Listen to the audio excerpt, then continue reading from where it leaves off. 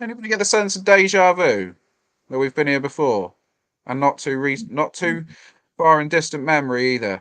Welcome back to another emergency episode of the Green and White podcast, brought to you by My Argyle Life, where we're talking about a new head coach.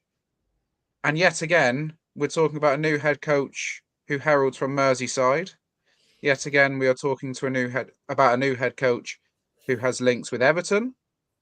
But differently this time, we're talking about a new head coach who has had an unbelievable playing career. One of England's finest has come to Devon. After weeks of speculation and rumours, Liam Rosenior was going to be appointed. Then Steve Cooper was coming in for talks. And then we were ready to anoint Paul Heckingbottom. But no, almost seems too logical, doesn't it? Instead, we went to the depths, we went far and wide, and in the end, we ended up just going back to Merseyside. Wayne Rooney is the new head coach of Plymouth Argyle. And let's be fair, a few weeks ago, nobody would have predicted this. And if they did, they probably have their arms tied behind their back in a white straitjacket, and they're being checked on an hourly basis. Welcome to 2 hours of utter bedlam, brought to you by Argyle Life. As you can see, I've assembled some of our famous motley crew to talk us through the first hour of the evening. Bottom left, we have Finn. Bottom right, we have Ben. Top right, we have Graham. And as Paul says, I've not read the shirt memo. I'm not even looking at an Argyle shirt, so I'm not even going to put one on. But we are here. Us four are here for the next hour. We do have two very special guests coming up in that hour. We will be joined by Gab Sutton, Birmingham City fan and EFL expert, will be joining us just after 8 p.m. And then we also have a very special interview and video piece coming up for you from an American journalist, an MLS expert who was also a supporter of DC United. I've just seen Tyler's comments. Thank you very much for the congratulations. I did absolutely nothing in the process of becoming an uncle, but I'm taking all the credit as much as I can anyway on social media. So let's get into it then. But actually, before we do, don't forget, like, comment, subscribe, all the usual stuff on social media. Those of you watching on X or Twitter, whatever you want to call it these days, it's much better to get your comments and questions in via YouTube. Simply all you have to do there is subscribe and you can get your comments in. Basically, it's a longer box. And do get your comments and questions in. This is an interactive show. We do need them because if you're a regular to Argyle Live, you'll know that neither me nor Aaron do a huge amount of prep for this. We sort of wing it, but it sounds like we do a good job. So we'll continue on that vein. Graham, why don't you kick us off? In all your years supporting Argyle, did you ever think, I know we had Peter Shilton back in the day, but did you ever think we'd see another England legend grace the touchline at Home Park? Possibly another England legend, but not in the circumstances that we find us. I mean, I was around in the Peter Shilton years, and to be fair, it created a bit of a stir. He was in the twilight of his playing career, and he didn't distinguish himself as a manager because John McGovern did all the hard work. I mean, all I can say is midweek when the rumblings started, I heard from somebody close that they were talking, and I thought, oh, blimey. I was struggling with it, and Wednesday, I think it was the day I was really struggling with it. It didn't fit with our published mission statement. We just found one family club of the year. It just didn't seem the fit. It just didn't seem it. And to my, I was so sort of frustrated. I actually emailed Simon Hallett through the club to just query why, given the values that the club held.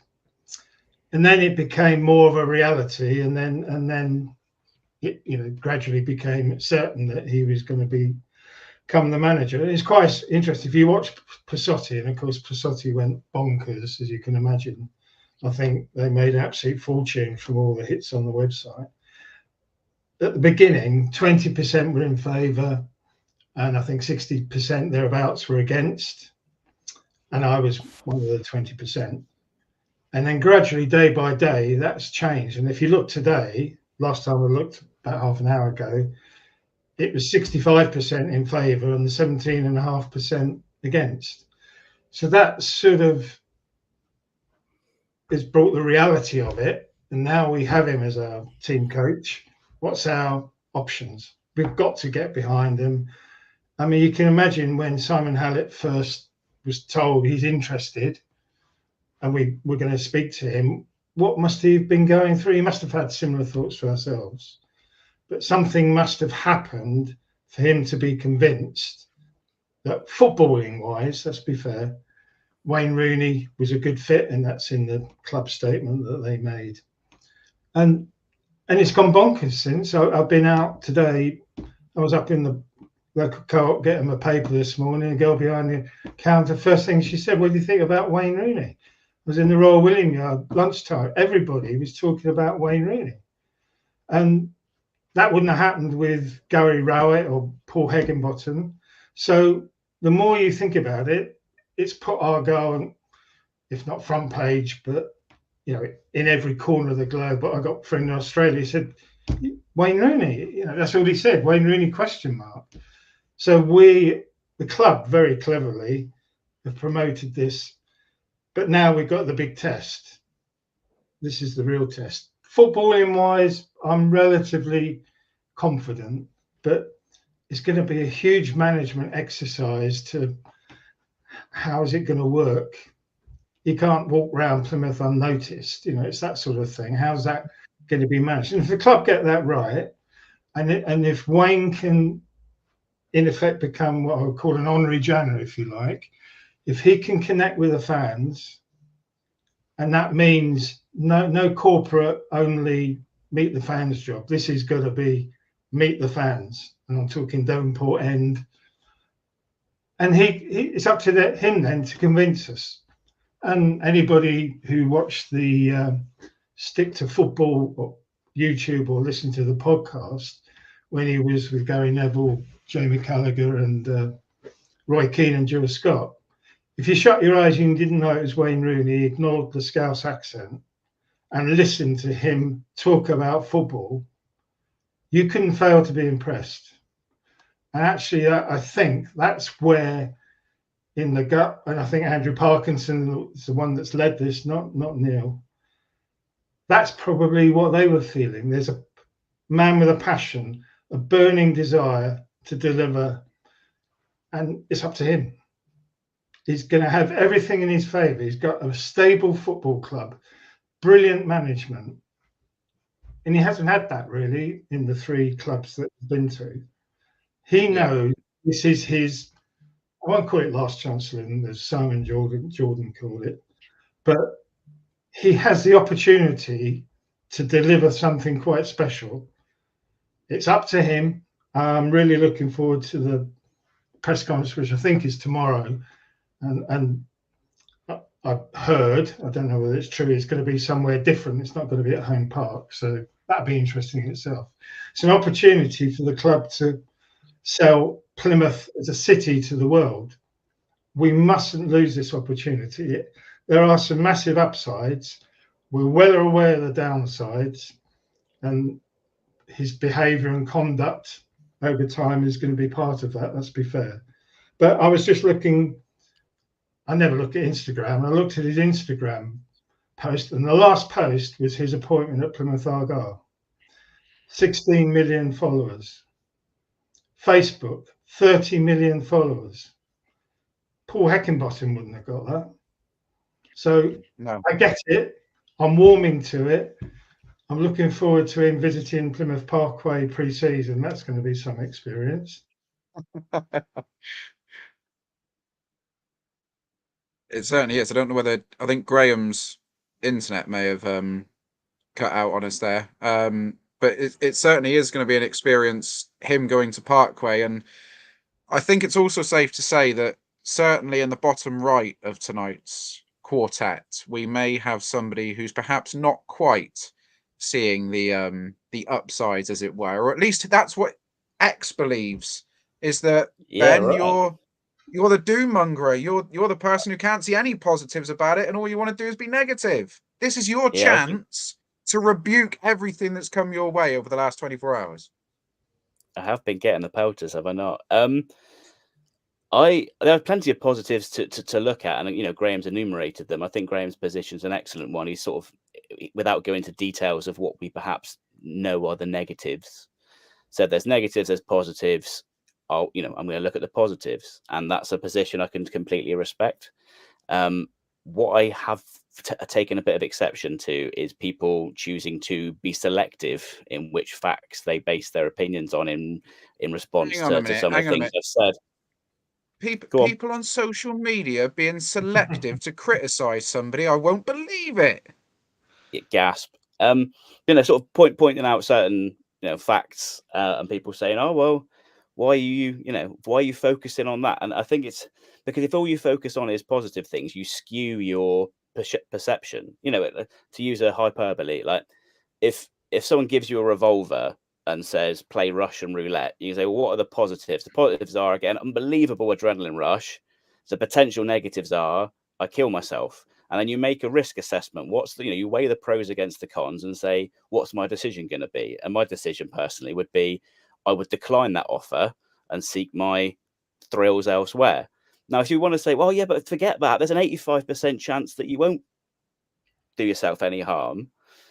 Just look at that. Don't worry about the negatives. You skew your perception, and that's like I say, hyperbole. I'm not trying to equivalate the two positions, but it's if you're going to ignore his managerial record, if you're going to ignore the fact that at any of his appointments he hasn't developed a clear philosophy or a clear identity.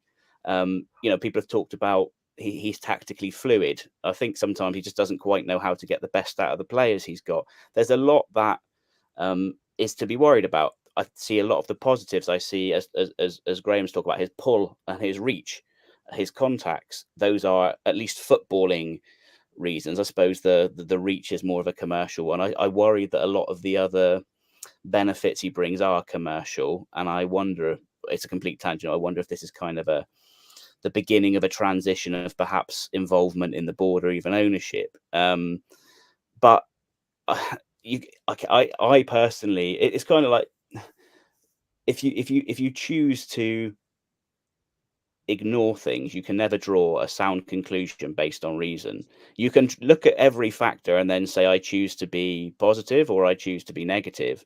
But people sort of have been trying, I think, to audit history.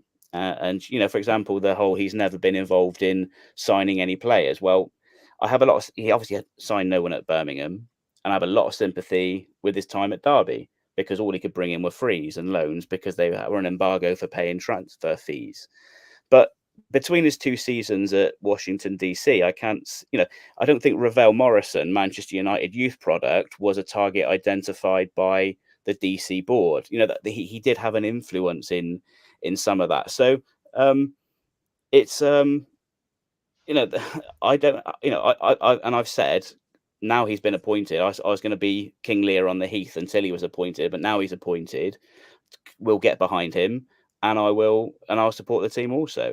I don't think that pointing out potential problems is an act of disloyalty in and of itself, which is another thing that's been sort of directed my way. And there was another comment just there on the screen, get over yourself. It's like, but you can't ignore facts. I'm quite happy to get behind him and the team, and I'm quite happy to put my trust in them. I'll be very excited for all the transfer links we get. I love silly season, absolutely love it, and we're going to be linked with all kinds of ridiculous names that we'd never be linked with. I'm going to enjoy all that. What is Ravel Morrison's current contract state, wherever he currently is? I believe he's been out of contract since playing, I don't know, a handful of games for DC United. Ironically, I'm sure he'll love Kingsbridge.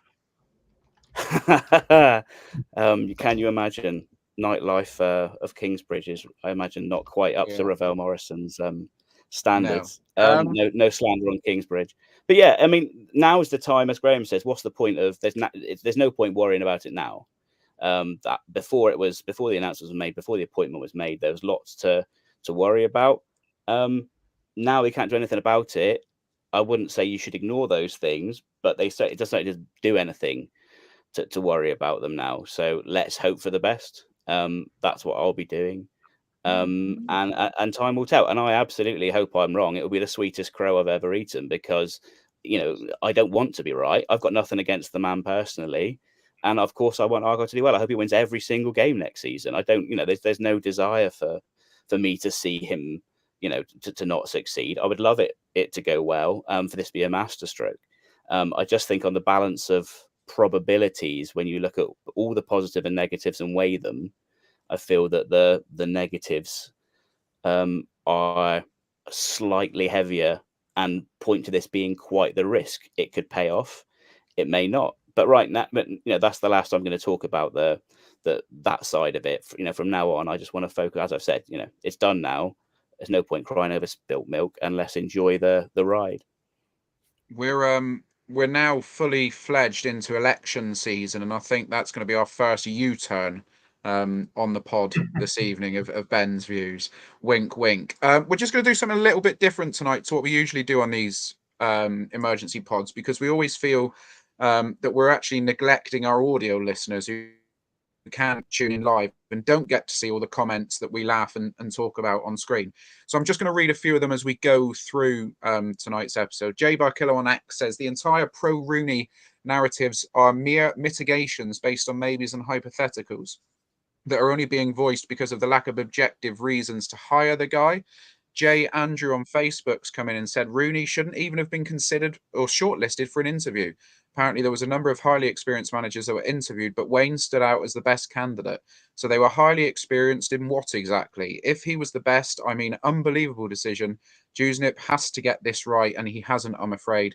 His record is abysmal. We'll come on to a couple more here. David Searle on YouTube, unfortunately.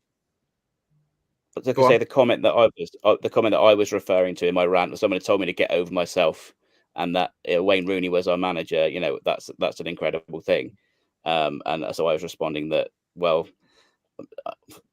that in and of itself is not the name itself doesn't make any difference to the appointment. One needs to look objectively at all the factors involved in that. So that was what I was talking about when I responded to this comment on screen. Oh, here we go. If I was in a crime drama, I would now turn around. For the benefit of the tape, it was Dan Underwood who came in with that comment. David Searle on YouTube says, unfortunately, if we start poorly, he doesn't have much in the managerial bank and could make some of our fan base twitchy. I think it's safe to say a lot of our fan base are already twitchy. I'll come on to this one, then we'll go on to Finn.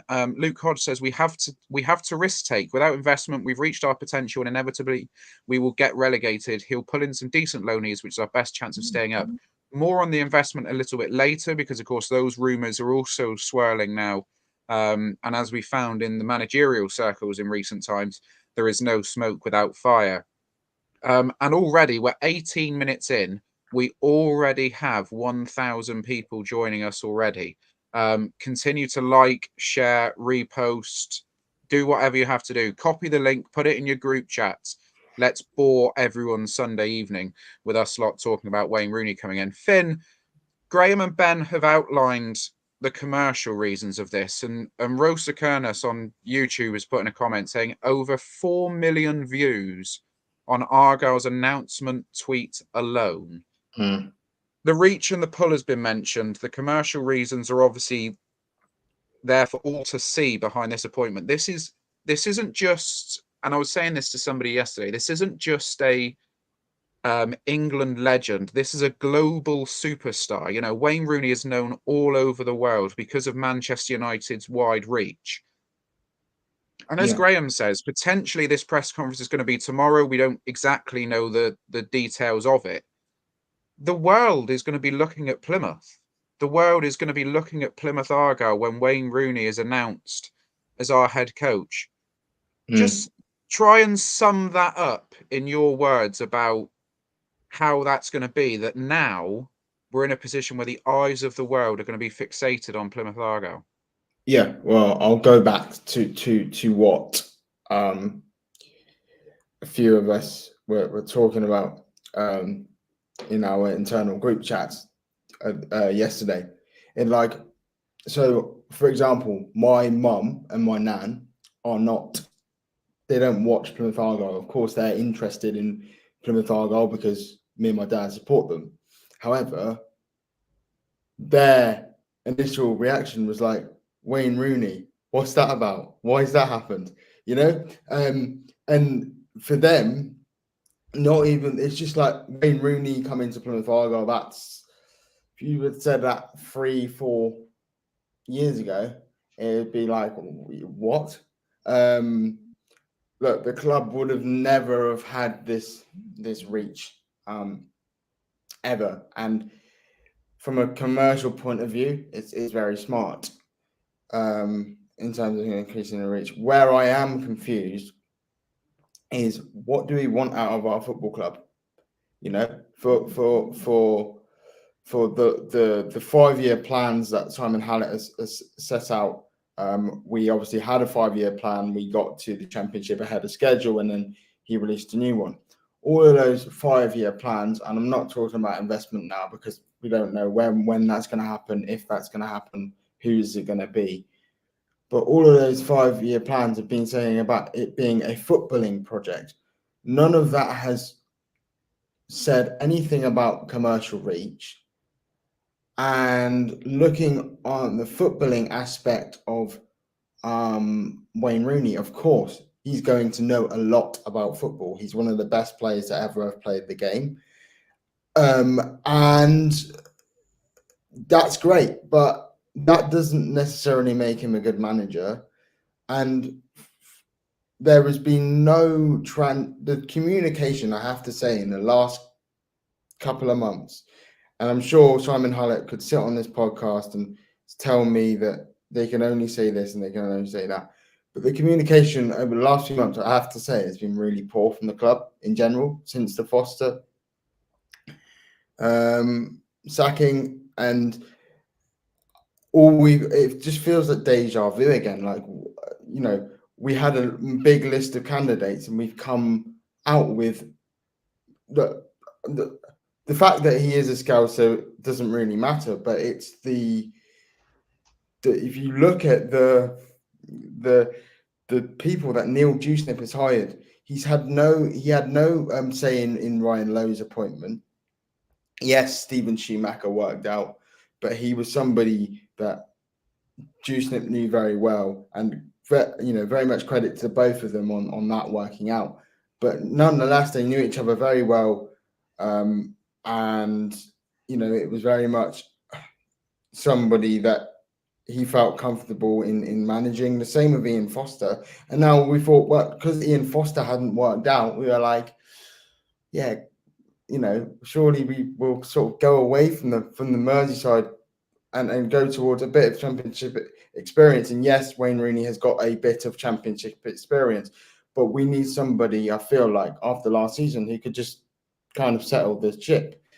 And the commercial reach, I mean, like you mentioned, I mean, it's unimaginable for a club like Plymouth Argyle. So, that's going to bring in a lot of money, I'm sure, and a lot of interest. So that might help the club in the long run. But I tell you what would help the club even more in the long run is if they had, I don't want to write off Wayne Rooney, but from the outside, looking in from his managerial record and stuff, go with a name that had a better record at this level, which gave us a better opportunity at staying in the Championship long term and progressing. Because currently, a lot of us are expecting us to finish in the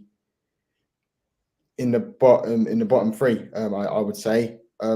Come next season, and yes, you might have said that anyway, but I felt personally a couple of weeks ago, yes, it's going to be very competitive this season, possibly more now that teams like Leicester have gone up and Southampton.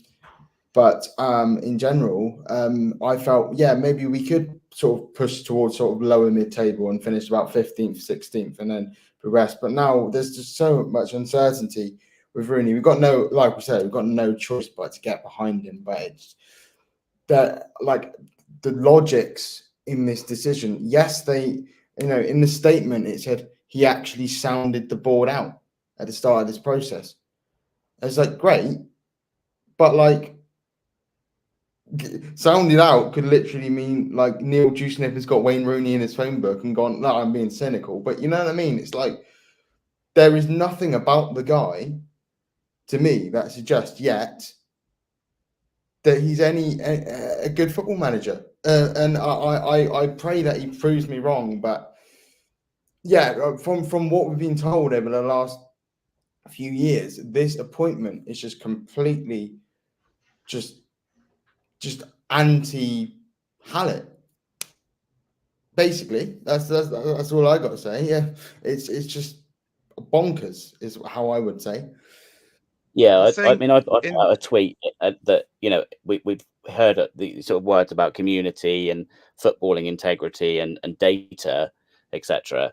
And Wayne Rooney, frankly, doesn't fit really any of those buzzwords and sort of ideas that have been floated. Now, success, it seems to be on a commercial basis, seems to have been maybe the primary drive, as Finn's suggesting. So I do think it's going to ring hollow, the sort of those sort of messages that have been put out, as Finn's suggesting, that over the last we sort of bought maybe this rhetoric of family club, community club, sort of like the identity of who we are, being having integrity with regards to footballing decisions. So yeah, there's a lot of reputations at stake with this appointment.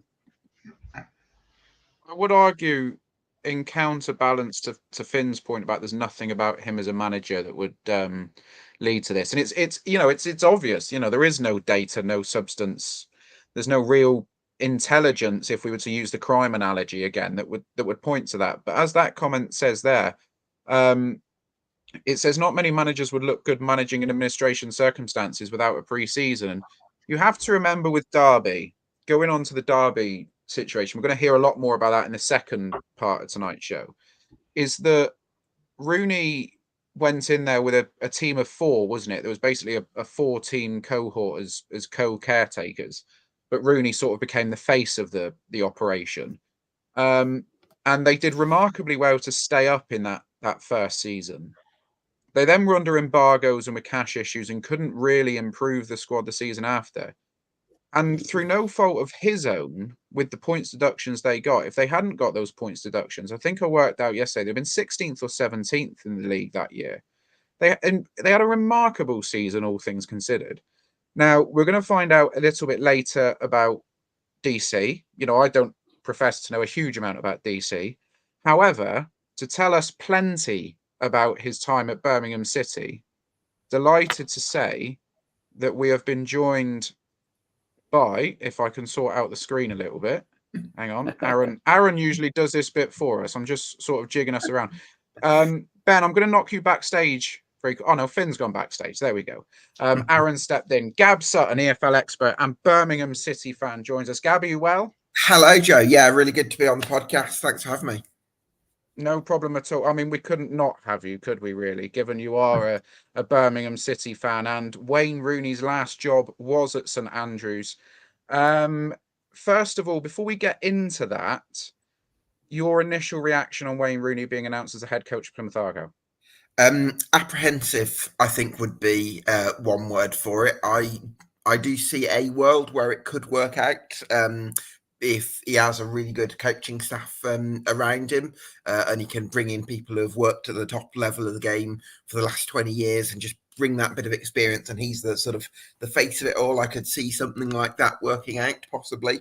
But I think one thing I kind of admire, in a way, his willingness to go back into management after it had gone so badly at Birmingham, because I suppose the milk and honey land for him would have been media, and it would have been a lot more of a straightforward career. But I think what's really stands out to be me about management, even if I can get my words out, is it takes so much dedication and takes so much focus, and it's the boring bits that actually make up those sort of 1%ers that equate to performance over a whole season. And my worry with Wayne Rooney is that he's always been a person in sport that so thrives on adrenaline, that I don't know that he's actually got the stamina for the boring bits, which is it's one thing taking the job because you want to be involved in a high stakes point of the season in April, but do you want to set aside a day in June? Can I see him setting aside a day in June to watch Will Jenkins-Davis's loan spells at Torquay United in front of his laptop? I just can't envisage Wayne Rooney doing that. And I think the fact that he's chosen to cover the Euros for the BBC at the group stages kind of sort of feeds into that theory for me.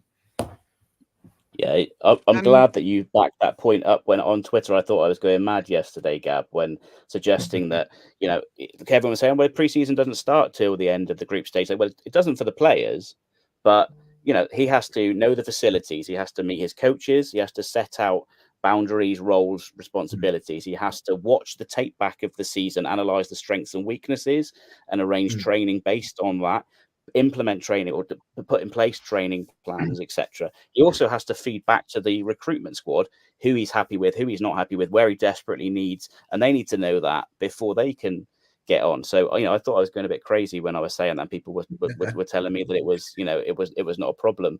But no, you're not being crazy. I completely agree with you. Yeah, you know, if it's really, if he really does care, then you would, I think you would sack off that and focus on this, and I think that's going to be the first. I think keeping Kevin Nanscoville was the first sort of test or hurdle that could have been a problem for his perception, and also the start of the regime. And I think, will he stay at the Euros, or will he sack that off and really invest his time in the preparation work, laying the groundwork for the season? I think that's the second test. We'll see how that pans out. It's not just it's not just Kevin Nanscoville that's staying. Simon Ireland is staying too, and he was a bit of an unsung hero with Nance and Neil in those last 6 games, because he's come to the final. It's most interesting that he's staying, and I heard that Pete Shuttleworth is coming down with Wayne Rooney, who's his sort of top analyst, probably the person to do all the hard graft that you just referred to, looking at videos, etc., summarising them.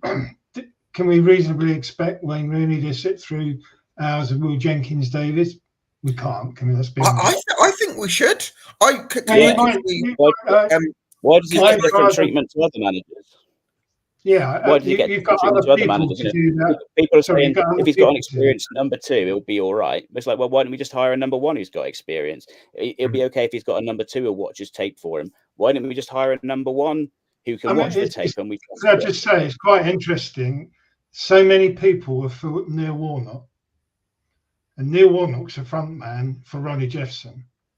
Ronnie Jefferson does all the hard yards for Neil Warnock, and yet many people were behind him. So it's getting the balance right, and he's got to prove himself. And I understand. I'm worried about him spending 8 hours on the coach coming down from North after a Tuesday-Wednesday game. Is he going to hop off at Manchester or what? I don't know.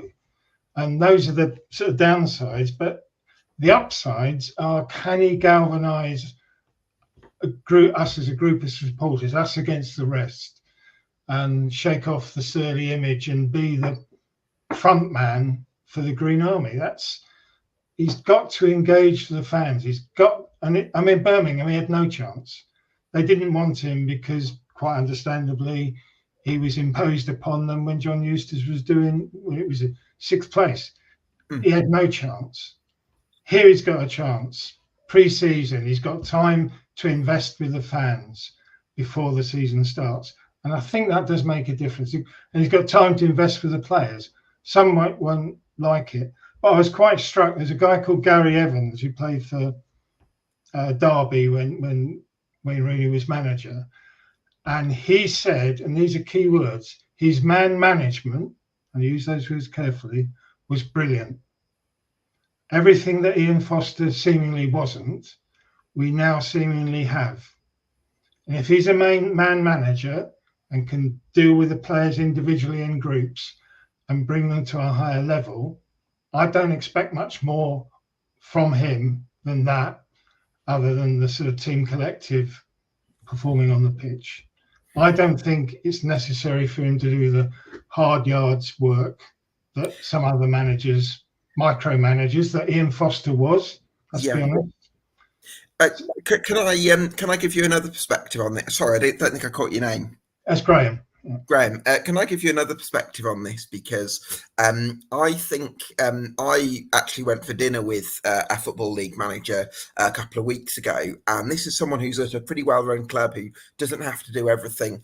And that person actually messaged me about half an hour before saying, I'm not going to be exactly on time because I've got a couple of calls to make. And I had absolutely no problem with that at all, because even though it's mid-May, and their season had finished and it was nothing urgently in front, they were still focused on bits and pieces they had to tie up, making calls to managers, studying players, all the preparation. So I think it's a very dangerous game to sort of underestimate the level and the depth of preparation that's required of a Football League manager, even if you're at one of the better run clubs, because it's those little 1%ers, those little small details that can really make the difference over a full season. So that's the important thing for me. And I think that if Wayne Rooney's going into it thinking he sort of wants the best of both worlds, where he wants the thrill of being a manager, but he also wants to go off to, watch the Euros in Germany and watch the top. And I feel like it feels to me like he wants to have it both ways. And I'm just not sure it works like that. Yeah, there's some comments coming up which kind of epitomise what I was talking about earlier, where it's like, if you're saying something negative or highlighting a potential problem, you're accused of not supporting the club or supporting the manager. That's not true at all. It's about highlighting all the potentials and drawing a conclusion from that. I've seen give your heads a wobble, loads of managers started off badly. That's true. Sure. But you can only draw conclusions from the evidence that you have. I saw a comment. Here's another one. I've never seen such a big bunch of know-it-alls in all my life. So you do the day-to-day activities of managers, do you? BS. But it's quite common knowledge what goes into the preparation for we do know what goes into the preparation for training, etc. And we even if and someone said earlier, he's got the backroom staff to do that, but he hasn't even met his backroom staff. He doesn't know who he wants doing those things. And if he doesn't himself identify what he wants his backroom staff to do, then they're basically doing the job. He doesn't really have a role. He's just a puppet, a figurehead. So, by pointing these things out, we're not saying he's going to fail or that we want him to fail. I think everybody here would like him to succeed. We're highlighting the potential problems that may occur in the operation as it stands, and on the basis of the evidence that's been before. And I can understand people don't like hearing this, thinking that I potentially Gab is very much an expert. As he said, he's picked the brains of some very high level figures and does this for a living. Me, not at all. But to sort of suggest, I literally had someone say tweet me yesterday, we've got professionals at the club, so that's all you need to know. As if we don't have to question. I think there's a multi-billion-dollar sports journalism industry that is based on asking questions about those in authority. Is the Man United manager going to stay? Does he deserve to? Who's going to be the next Chelsea manager? If we just said, oh, there's professionals at the club, we'll leave it to them to make the decisions, then we'd never do okay. Okay, so tell me what Ten Hag did last Wednesday.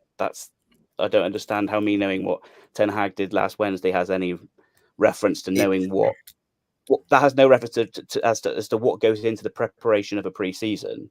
There was a chap on Twitter who was himself a lower leagues or non-professional semi-pro coach who said the same thing. He said he's been a manager, and to try and instill a new philosophy in a month is really, really hard, and that's at that level, let alone at a higher level. There's a lot of aggression against negativity that it's that negativity is or that by highlighting these things is being pointed out as being disloyal or somehow disruptive. It's not, well, it shouldn't be. We all hope that Rooney is successful, but one has to consider all the potentials in the situation. Can I just ask, because Gary Rowett obviously is the experienced manager type that I think you possibly would consider a good fit for Argyle. And yet, on the last 6 games, Nance and Neil outperformed Gary Rowett. at Birmingham, and Birmingham were relegated. So he had all the knowledge and experience that many people thought might be a good fit for Argyle, but Birmingham was still relegated. It wasn't Birmingham's fault. It was the fact that every other club won every other game. I mean, it was just pretty unusual. But would Gary Rowett have been a good fit for Argyle, following your argument? Well, if I can come in on this, I definitely think this is a stage of Plymouth Argyle's trajectory where an experienced championship-proven manager would have been very valuable, because I think that this positioning where Argyle are sort of lends itself to a bit of nice, a bit of knowing what it takes at this level, and somebody who's been consistent in terms of output at this level over a number of years. Now, I would have suggested Paul Heckingbottom or Alex Neil would have been fantastic candidates for that role. It seems like both of them turned Argyle down. But if you look at what Gary Rowett has done, he's been a very consistent manager at this level over the last 10 years. So that will be sort of my argument for someone who's got a bit more second tier nice. And since Rooney left, Birmingham averaged 1.1 points per game, which would have been 50 points for the season on that basis between Mowbray and Rowett. Whereas Rooney was averaging 0.67 points per game, which is like 31 points for the season. So that's not to I'm just saying that Rowett would have done a job if he'd have been there that season. You extrapolate that, which I don't think is necessarily a fair way, very reductive, but that says he'd do around a 50-point job. There was a comment just there. Dan Underwood asked if we'd be having this negative comments if Heckingbottom was appointed. Well, no, because we'd be making the assessment based on Paul Heckingbottom's previous experience. That the factors we'd be considering would be a different set of factors. We probably wouldn't be having the same negative chat. I'd be talking about a manager who'd got a team promoted and seems to perform relatively successfully in each of his roles. So that of course wouldn't be the same case. Again, I think that people are feeling a bit attacked, or that criticism or that questions are criticism, and questions aren't criticism. They're just highlighting the different factors in play. Can I ask, just out of interest, did Wayne Rooney do any meet the fans meetings or anything in his short tenure? Was there any attempt by the club to sort of bring him to encompass the fans? I mean, Argyle are going to do this big time, I'm sure, in the next few weeks. It's going to make a difference. But did that ever happen at Birmingham? Not to my memory and knowledge. No, it didn't seem like a particularly common thing. I mean, I'm sure that sort of thing would definitely help in terms of greasing the wheels for fans to get to know Wayne Rooney and connect with him a bit more. And I'm sure that kind of thing would help, definitely. Gab, just fill us in then on that time at Birmingham for Rooney, because it's wide knowledge that obviously there was unrest when John Eustace got the sack. Certainly from the outside looking in, it seemed then that the players, the fan base, certainly the players seemingly really didn't enjoy the fact that Rooney was brought in. It sort of seemed like, he was brought in for the off the field reasons, perhaps more than the on the field reasons with the Wagner group. Just fill us in from your point of view on Rooney's brief stay in the Midlands. Sure. Well, I think it's very fair to say that it was a difficult job for him from the outset because of the work that John Eustace did. So he was coming in as maybe a little bit of a stepfather figure, in that Eustace already had a very good rapport with the players, and he had a blueprint to get the best out of them. And I think Wayne Rooney went in straight away to implement more of a possession-based style, which wasn't exactly how we'd kind of based our good start. Our good start was more playing once we're in the opposition half rather than playing out from the back so much. And that's kind of what worries me a little bit about Wayne Rooney as a manager, in that, is he going to be adaptable enough, because in his first season at Derby, I actually thought they were quite well organised. I thought they got the ball quite forward nice and early, and actually they sort of did well for the resources, which were incredibly limited at the time. So that kind of gave you a bit of hope around Wayne Rooney, the manager. And then I think the following season, which was 21-22, what he felt was that I'm Wayne Rooney, the manager. I need to build a brand for myself to be playing a certain style of football to appeal to clubs higher up the pyramid, because I want to manage at the top level. And the problem he had was that he tried to then get Curtis Davis and Phil Jagielka, Jagielka being 40 odd, trying to play out from the back, and it was an absolute disaster. You could see the anxiety about the way they were playing. Those centre backs just weren't comfortable playing that way, and it made Derby a lot more exposed. Now, obviously, the off-field problems at Derby were massive, and I'm sure he would have liked to have managed in better circumstances. But so you could argue there were tough circumstances for different reasons in both the jobs he's had in English football so far. But I also think you have to question the way he's gone about it. Yeah, I mean, so it's with a pre-season, a much longer run in to implement whatever style he's going to implement. It seems to be the sort of 3-5-2 combination playing out the back. He did mention in that podcast, I think, Ryan Allsop, who, funny enough, was the goalkeeper for Hull in our last game. All right. And personally gave me kittens the way he tried to play out the back. So, but we do actually have in Michael Cooper, if he stays, one of the most accomplished people from playing out the back. So, Sure. If you've got the right people in the right places, we haven't got a Phil Jagielka or Curtis Davis in there. So we've got a platform to build from, and he's got time to build from it. Yeah, that's a fair point. Yeah. I think it's a great point, Graham, and I definitely think having longer to prepare is going to help, certainly from that point of view. But again, the big thing, I don't know if we've already mentioned this on the podcast, but I think the quality of the coaches is going to be so huge, because he didn't really take much of a backroom team with him to Birmingham. So maybe a few people like, I think somebody like Mike Phelan, if you could tempt Mike Phelan to Plymouth Argyle, that would be a massive boost, because he's someone who's got a bit more of the technical and tactical detail that would maybe allow Wayne Rooney, a bit like you were alluding to earlier, Graham, to be the figurehead. And that's one of the ways where I could possibly see it working out. Let's look at the positives then, because I'm sort of a little bit wary that obviously, we're 48 minutes in now, and it does seem like we're trying to pigeonhole the negatives of the appointment, if you like, because he is coming into a club, and this is the point I was putting across on my interview with Radio Devon yesterday, is that he's coming into a job now that is far more secure. With all respect to Birmingham and the Wagner Group and things, because obviously he didn't have a transfer window and stuff. He's coming into a club now that's a lot more secure. He's certainly more than Derby. I don't know about DC. We're going to find out in about 15 minutes about his time at DC United. Stay tuned for that.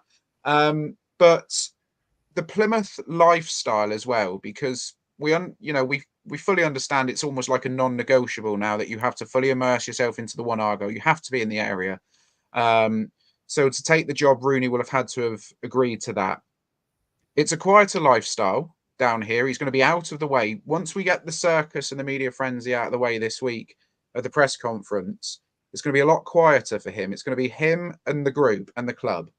And I just wonder whether that's, because I've always got the impression, I don't know what you three think, that perhaps the attention that Rooney's managerial career has got since he gave up playing, he's never really found it that comfortable. I don't necessarily think he's enjoyed the frenzy that's come with it. And I do wonder, once the whole buzz of everything over the next 10 days, 2 weeks wears off, that we might, the nation might see a bit more of a relaxed Wayne Rooney. I understand winning games will help that, and hopefully he gets off to a good start. Gab, with his contacts with Neil Dewsnip, with his relationship with Neil Dewsnip, he's going to have almost like a father figure there, isn't he? To put his arm around him and help him through this. Because Wayne will know, and Neil will know, that Wayne's in a tricky position with his managerial career at the moment because of it didn't go well at Birmingham. That has to be a real positive for him, isn't it? That he's come into this job and he has somebody there who's willing to help him, support him, and put everything on the line to give him the resources he needs. Yeah, I mean, I think you can look at this two ways, because when Blues appointed Wayne Rooney, it was because Gary Cook is best mates with Wayne Rooney's agent, and that actually meant that there was a bit of cynicism around the appointment, around the sort of the coziness of it. But I can understand the rationale in wanting to work with someone on either side that you sort of know and trust. So yeah, hopefully that will help. But I think after the Ian Foster appointment didn't go as hoped, I think there's a lot of pressure on this appointment, and it does feel like the club is prioritising the media and marketing aspect, which I can sort of understand because there is a lucrative side to that. But I think it's important to be a football team that has a media operation, not a media operation that plays five-a-side on Sundays. So that's kind of how I feel. No, can I say I absolutely agree with that. It presents incredible media opportunities, but at the end of the day, it's the hard yards, as you called it, behind the scenes, doing all the difficult stuff, the setup and all the getting the pre-season right, where we're going to go for training, who we're going to play, where we're going to play, all that sort of thing. I mean, some of that will be set up, but you did mention his agent. Is Paul Stretford still Wayne Rooney's agent? I presume so. And presumably, would he have played some big part in his this sort of re-emergence of his managerial career? Is that something? Yeah, I mean, I would imagine so. I think one of the gentlemen mentioned that it could have been Wayne Rooney reaching out to Neil Dewsnip, but it wouldn't surprise me. It's more likely to be Paul Stretford. If it was Paul Stretford making the contact and then Wayne Rooney coming in, so that would have been. There are several other positives as well. Like, you know, Brendan Galloway, for example, is probably our second best defender, or is very even running when he's fit. Gibson close in terms of you know, all round game, and he's good friends with Wayne Rooney. Apparently, I discovered last night, and that might well convince. He did his testimonial, I think, didn't he? Yeah, and so it might well convince him to stay. That's fantastic. As will Ryan Brunt's tweet. I saw that everyone he's spoken to who's played under Rooney really likes him, and I have to row back on what I said about him hanging players out to dry at Birmingham with public criticism, where I've read reports that despite those comments, a lot of the Brum players still hold him rather in relatively high regard, and didn't find those to be, you know, it wasn't anything he hadn't said in the dressing room or sort of said that he was gonna say publicly. So there's a potential there for, you know, to motivate the squad he's got. Also, the squad is potentially better equipped to play the, I believe it was no fear, brave, were the sort of the buzzwords that kept being used, football that he was trying to instigate at Birmingham. Into, you know, Birmingham will probably have a better squad, but better equipped to play a different style of football, as John Eustace discovered and put into practice quite effectively at the start of last season. Argyle very much built in Stephen Schumacher's mould still in terms of a lot of the key pieces, perhaps better equipped to play that style of football, so that the transition might be smoother. He might get a better tune out of the team, even if it's not as good, you know, man for man in a sense. We've talked about the pull, media, and the fact that he did approach, you know, or he sounded out, or his agent sounded out for the job, shows that he's invested. Whether as Gab has, you know, very, you know, pointed out the difference between being invested and committed are actually two different things. However, you know, that shows that he's got a hunger to some degree. If we can harness that and help him to make the most of that, then he does have the potential to be a good number one. You know, that let's hope all of those things sort of come up trumps and end up outweighing what we've, you know, enumerated as the potential problems or obstacles.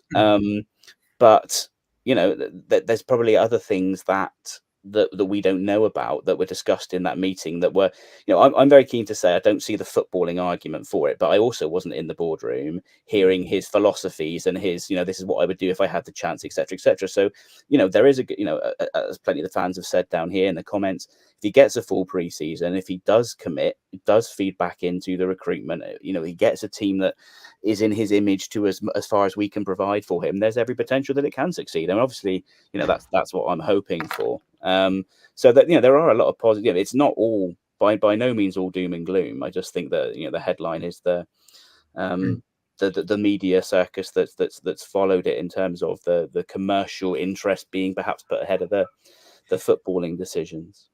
Can I sort of switch roles and maybe ask a question to you guys for a moment, because I'm really curious about.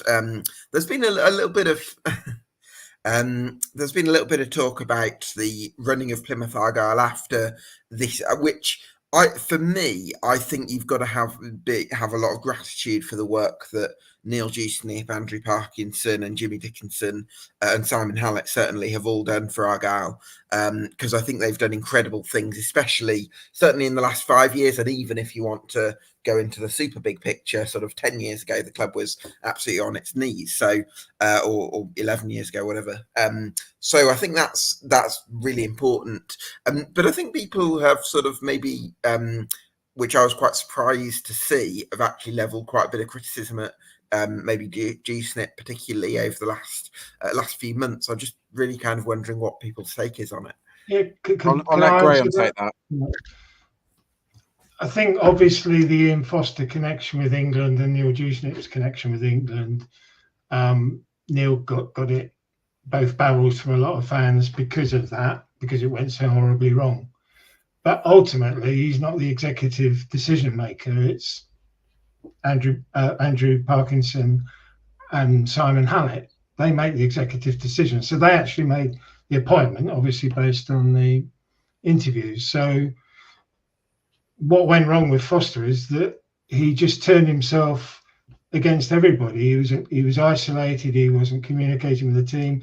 Nobody in Argyle. So one Argyle philosophy, unless you're down here, you don't quite grasp it because we're so isolated. It's just us. And he didn't buy into it. He didn't buy into it within the club. He ignored a whole room full of corporate sponsors paying money. He just didn't engage. I cannot see Wayne Rooney doing anything other than engaging. And if I want to say anything, if the media guys are watching this, recording it, send it to Wayne before his press conference tomorrow, and he'll get a good flavour of the issues that he's got to brief himself on and what he's got to do. Because we need him to succeed. We desperately need him to succeed, and we've got to do everything we can.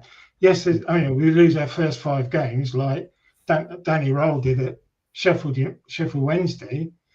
They didn't bomb him out, and eventually it turned around and got he saved them. So, crikey, I don't know how long he's going to go before it all turns if we don't get results. But all we've got to do is incrementally improve on what we did last season. We were 4 places better last year.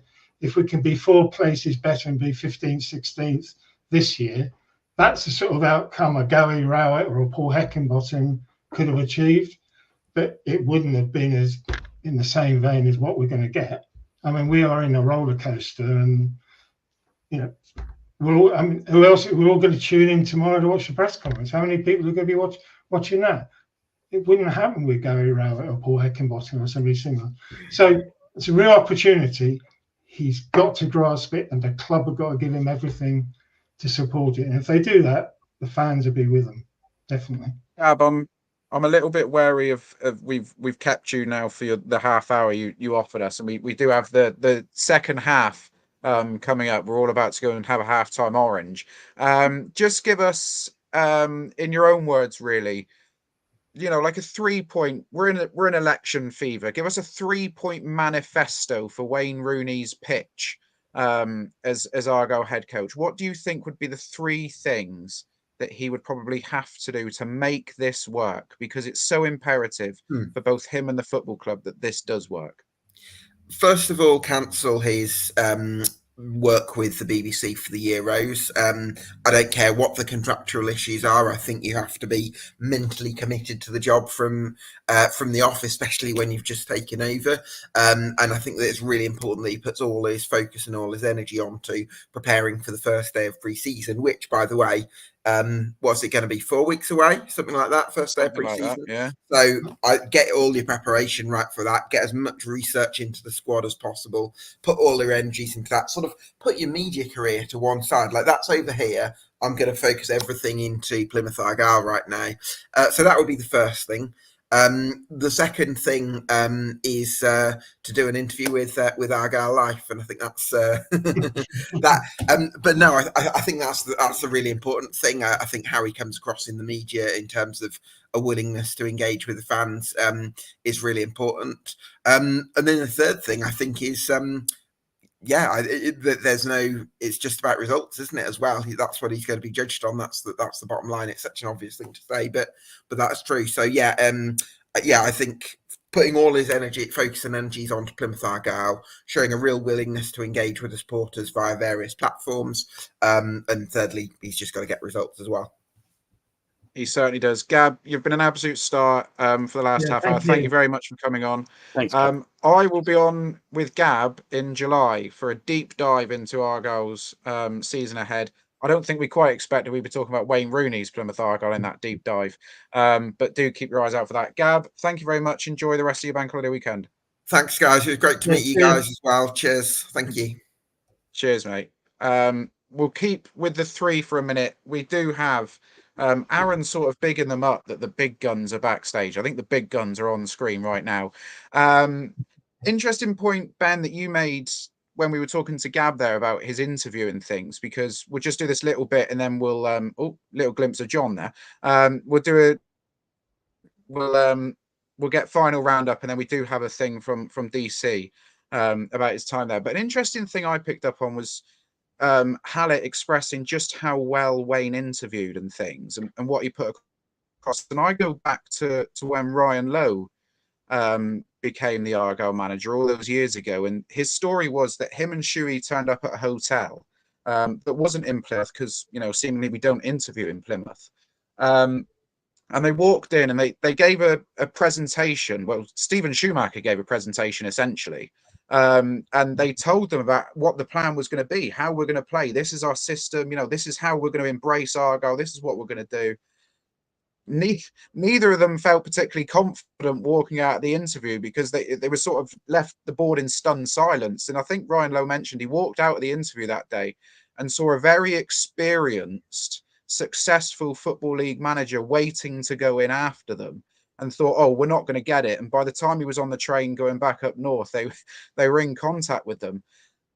I just wonder whether something like that's happened here, that Argyle have interviewed a couple of people. Rooney's gone in. He's given them this pitch, this plan, this vision of how he's going to fully immerse himself into Argyle. And he's just sort of left them a little bit stunned that they perhaps didn't see what happened coming. Do either of you two get that vibe of what Hallett said in the press conference, or am I reading a little bit too much into that? No, I think that kind of was. I think there was perhaps a little bit too much made of his experience and trying to sort of ameliorate his previous management experience, and not enough time sort of bigging up that, really. I think maybe because if you say he's got this vision and he's got all this promise, and then it doesn't come to fruition, you maybe have put in black and white something to you'll be hoisted by your own petard. But I think if that was what got him the appointment, because it certainly isn't his managerial record, is it? It must have been that impression that he made. He's played under a wide variety and played with a bunch of footballing geniuses. So he's got to have picked up a philosophy of his own. It seems that he's keen to put into practice with his own team. So he's gone in there and made that impression. I think that really should have been the headline statement. He's got a bold vision, a brave young manager, not just a big name, and that would have got me on board. If that had been the headline, that's what I'd have been excited about. But again, I think maybe that was a bit playing it safe. But when that come across tomorrow is the big opportunity for that to be Yeah, displayed. exactly. I mean, just speak about Simon Hallett. He's been a success business-wise because he's been contra and he's always identified managed risks. And this, when I reflected upon it, almost seems right down his road that he sees something, sees a potential. It's contra to what initially many people thought. It's a managed risk. I'm sure there'll be break clauses in the contract and all the rest of it in case it goes horribly wrong. And then the upsides start to flow. And if the risk is managed, which I'm sure it will be, then you can see it's a Simon Hallett decision, and Andrew Parkinson's on board with that. We're managing the risks, we're being contra, and often when you do that, it's a successful upside. And that's how I think it may have been. We were talking about with Foster, we were aiming for the next Danny role, weren't we? The sort of haven't had a number one experience, but it's got all the qualities, and it didn't work. Well, in a sense, Wayne Rooney has the disadvantage of the baggage of a bad record, but he still potentially has that in him to be the maverick, to be the, with the right situation, with the right preparation, and do I believe that in weighting all the factors against his past record is something? Not, but I certainly think it's possible, and I certainly think that there's the potential for that, and that's obviously what I think the board feel. Like Graham says, it's a calculated risk. That's the way we're going to get above. Because if we can appoint a Rowett or someone who will keep us maybe, at the bottom half of the table and doing all right, Bob and along, but that's not the ambition of the club, is it? The ambition is to get to the top half, and we're not going to attract the names like we're not going to bring in a Daniel Farker, etc.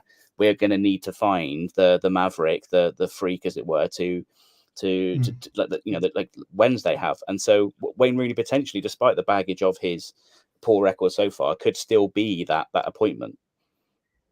Well, I'm strapped in for the ride anyway. Yeah, and I know a lot of people have commented that you shut up and get behind him. We are behind him. To analyze the situation isn't to be disloyal. And I think everyone on the podcast really hopes he does really well, not just for the sake of the club, but because it would be a fantastic story. So, wish him well and whoever he brings in with him. And obviously we hope the team go well in pre-season and beyond. Let's round off this hour then, because we do have the next 4 coming in very soon. In between that, we do have a piece on DC United and Wayne Rooney's time over in America, just to fill the gap while we change personnel on screen. I'll ask you two the same question I asked Gab Sutton, basically a 3-point manifesto. What do you want to see Wayne Rooney do? Not just in the early months, in the early days, not just what he says in the press conference tomorrow. What do you want Wayne Rooney to do? How can he succeed? How can he win the fan base over that's a little bit fractured at the moment? How can he make this work? Graham first. Well, embrace the fans, that's obvious. So that means meeting them person to person, not some corporate function that's televised. He's going to go to St. Blasey and meet the Cornish branch. That sort of thing is really going to sort of help, I think. The fans will support him. The Euros argument, I would prefer it if you could do it remotely. He could be in the Spotlight studio and comment from afar on the game. He doesn't absolutely have to be there sitting next to Gary Lineker, I don't think. And then I think it comes down to the recruitment, and we're going to be watching that and the backroom staff, how that materializes, because that's effectively going to be the greatest impact on how he's going to do in the end. And your 3-point manifesto? Yeah, I agree with Graham earlier about, Roll didn't win all his first, 5 games. It took a while. I'm not particularly worried about the start, really. I would like to see a philosophy. So I would like him to be back. I would like him to be back, to be setting things up. I think if he's really serious, for the team with the lowest or second lowest budget, we need every advantage we can get. I would like him back. And perhaps if he's got a contract, he has to see out with the BBC do it remotely, as Graham's just suggested. So I want him back, putting his stall out as early as possible and showing that he's serious about it. Second thing is who he's bringing in to support him. He's obviously still new in the job, despite the relative experience he has got. So he's going to need a good backroom staff. I would like to see I'd like to see a good backroom staff. That he's obviously got those, Simon Ireland and Kevin Nanskaville, etc. But I'd like to see that supplemented with a couple of people he knows and trusts that we can get behind and see the logic behind to get as many. I know too many cooks spoil the brothel, Joe, but it could be good to have a few more heads to add to the experience. And thirdly, like Graham says, let's see what the pull is. Let's see what the recruitment is like. Let's see what the training is like. Let's see how the players embrace him. I'd like to see a clear, I would like to see when people come in, I'd like to see, okay, I can see where he's going to fit into the team. I'm going to see, that's what I'd like. So I'd like to see his full commitment. I'd like to see a good backroom staff come in early doors, which was one of the problems with Foster. I think we can all agree. And I'd like to see coherent recruitment, not just big names or whatever it might be. I'd like to see sort of like clear direction in the recruitment and also to start seeing that on the pitch. I don't care if we're losing games, to be honest. I'd like to see the philosophy, which I haven't as to yet necessarily seen. I'd like to see that he's able to implement his ideas, because that gives you, even if we ended up going down, because let's face it, survival again would be, unless all of a sudden we have a huge investment, survival again would be, as has been suggested down below, a great result again. On the budget, would still be outperforming. So let's just see a philosophy going. If we can see that, then I think there's promise for the future, even if we were to be fighting around the shallows again. There we have it. That's the end of your first hour on Wayne Rooney's appointment as head coach. I'll give my 3 points very quickly before we head off to Washington for an analysis of his time. John, you'll be happy to know I can see you backstage, and you only have another few minutes to wait before we get you in. My 3-point manifesto, number one, is fully embrace One Argyle. Wayne, if you're watching, we do know that people at the club do watch the streams, and we very much welcome them watching the streams. Do embrace Argyle, do embrace that, because it's weird. There's a weird culture that goes around being involved with Plymouth Argyle. Only people who've been at the club or live in the area fully understand.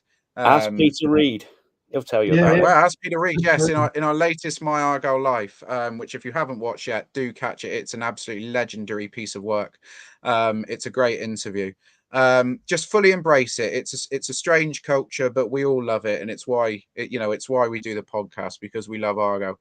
Number two, I think, as Graham says, and Aaron keeps showing the same comment repeatedly. We have asked the football club if we can do a thing with Wayne Rooney, to try and get that fan engagement. I think that would be a really good thing. And as Graham says, if you are going to do a Meet the Manager event, don't do it as some corporate thing in the Argyle Lounge. Do it as a grand big thing where plenty can go along and really get to know Wayne Rooney, the character. If we have to ask some tough questions, then, let the fans ask some tough questions. And number three, just give it everything you've got. Don't leave anything behind. If you can walk away from the job once it's done, no matter how it ends, if you can walk away and say to everybody that you gave Plymouth Argyle everything, then that's all we can ask for. If it's not enough, then it's not enough. But one thing that is for sure is that the football club are going to give him every resource available, you'd like to think. And there may be more resources becoming available, who knows, in the coming weeks, to make this a success. Graham, Ben, thank you very much for the last hour and a bit. We will now park you guys backstage, because we are about to transport ourselves to Washington to get a review on Wayne Rooney's time out in America. Just very quickly, there are 2,682 people live joining us at the moment. Do continue to share that around, like, retweet, repost, share the link. As I said, put it in every group chat you're in. Just really, really spread the word, because the big names, as Aaron calls it, they're not that good, are coming up. Although apparently the Argyle Life People's Podcaster of the Year is coming up in a minute. But for now, let's head off to America and find out about Rooney's time at DC. What's going on, y'all? Joe Chatz, thank you so much for having me on. I'm sorry I couldn't join you live, but life gets in the way and you got to take care of some stuff on a Sunday. So thank you so much. Either way, appreciate it. Always enjoy the Plymouth folk. Y'all seem to get down in a good way, except when those Leeds fans make fun of you for your chinos. So that's all we get in America from Plymouth. But I'm Joe Chatz. I cover American soccer. I guess we'll call it football here, but my job makes me call it soccer. I cover MLS, National Women's Soccer League in America. I'm at Joe Chatz on Twitter, at Joe Chatz Sports on Instagram, Threads, whatever. I'm a Millwall fan. Sorry. But I am here to talk about Wayne Rooney, because Wayne Rooney was previously with DC United, and congratulations, he's now your coach at Plymouth. I don't know if I should be congratulating you. Now, do I get it on paper? Sure. But Rooney's time in MLS was not the best, and DC United were happy to get rid of him at the end of the 2023 season, to put it kindly. And frankly, a lot of media, fans, whatever, were very much asking for him to be ousted earlier because his teams were very, very bad, and they only seemed to get worse as seasons wore on. They didn't really have cup success either, so there was really nothing in terms of on-pitch success that he could really brag about. I'm just looking. Yeah, he really, very, very little going forward. He got a win on decision day, which, that works for him. But other than that, really nothing to write home about with his time initially on paper. So it's not been regarded as the greatest stint in DC, but he seemed to manage to get through it. But they've been pretty much the same since he left, so maybe it wasn't entirely a Rooney issue, but he brought in Christian Benteke. That's helped. But other than that, his style of play, I'm looking at what you guys asked me to answer, it's very direct. That's why he brought in Christian Benteke. He's going to try to drag it into nonsense, make it a classic shithouse match, classic football. You are going to have to get through some gamesmanship, and that's a Rooney type of play. And it's kind of fun to watch, not going to lie, but I imagine in Plymouth, with the type of players he's going to have at Plymouth, he is going to want you guys to drag it into the mud and do it often, and there's going to be a lot of 1-0s either way, and hey, you just got to go with the flow with him. One thing that was very interesting, you guys asked, did he have any say in transfers while at DC United? Yes, he did. Anyone who's saying he didn't, please explain to me how Ravel Morrison, after he was at Derby, when who knows if he was actually getting paid his wages at Derby because of the way their administration situation was going at the time, how did he end up in Major League Soccer and at Wayne Rooney's team at DC United? There is no way that Wayne Rooney had no say, because Ravel Morrison barely played in MLS and just got paid to pretty much do nothing. So please explain to me how that happened, if anyone wants to say he didn't have any suggestions or Ravel Morrison ended up at DC United under Wayne Rooney. That's all you need to know. He also got Christian Benteke to go there. That's a big deal. He's been the only bright spot in that franchise since Rooney left, and he was kind of hurt when Rooney was here, but yeah, he had say. Wayne Rooney wouldn't take a job if he didn't have say. You got to think about the ego we're dealing with. As one of the best footballers of a generation, right? He had a say, and to come to Major League Soccer, a team he'd already played for, after his experience at Derby, where I'm sure he wanted some clarity with budget and everything, but he had say 100%. Just imagine telling that ego, no, you don't have a say in the recruitment of your team. It just wouldn't happen. No. Do I think he can become a successful manager? Yes, but he's going to have to humble himself, right? Because you can't teach a team to be Wayne Rooney. They don't come on trees, Wayne Rooney's, right? So he's got to figure out if he can recruit well. His recruitment kind of went poorly once Taxi Funtas said some terrible things when he was with DC United, so that got him ousted in America. So I think he can, but I wouldn't bet on it, is pretty much where I'm at. And the final question you guys had, is Wayne's name big enough alone to escalate the Plymouth Argyle brand in America and help attract investment? I'm going to be honest, it's so weird how people in America with money get lined up with teams. I don't think the Wayne Rooney name will really help, especially considering how quickly managers leave generally. Like, I'm very curious how long you actually expect Rooney to be at Plymouth. If he makes it through the season, that would be a bit of a surprise. Feel free to make fun of me if I'm wrong. Please do. But yeah, I guess it could, but I honestly think the whole thing about Plymouth right now that would be more attractive is just where they're at. You can see that, there's some infrastructure that needs to be built upon literally and figuratively, and they're in the championship, so there's something valuable. So I think Wayne Rooney's name in terms of investment and popularity is not what it used to be, especially after his experience at MLS. Appreciate y'all for having me. Sorry I couldn't tune in live, but I hope the fun light was good, and hope Steve Morrison isn't someone you hate, because Moro. Cheers, y'all. Hello. And for the benefit of the audio listener listening back, welcome to part 2 of our Monumental Live, where we are talking about the appointment of Wayne Rooney to Plymouth Argyle. That is an absolutely mad sentence, and I cannot believe I've just said it. I've done as little prep as possible, as you can imagine, as per. So I picked the 3 that speak the most. Actually, sorry, Adam. That's a bit of a slight on Ben. 2 that speak the most, and Adam. So I'm just going to go straight to you, John. Talk us through your initial thoughts on the appointment of Wayne Rooney. First of all, I think you found the only American who has heard of Steve Morrison, surely. If there are any others, please let us know in the comments. And certainly the only American who has a painting of Steve Morrison in his house. When Joe, I think it was, put in our WhatsApp group chat the other day that Rooney's odds had tumbled from 16-1 to 4-1. I can't remember my exact words, but it was something along the lines of behave.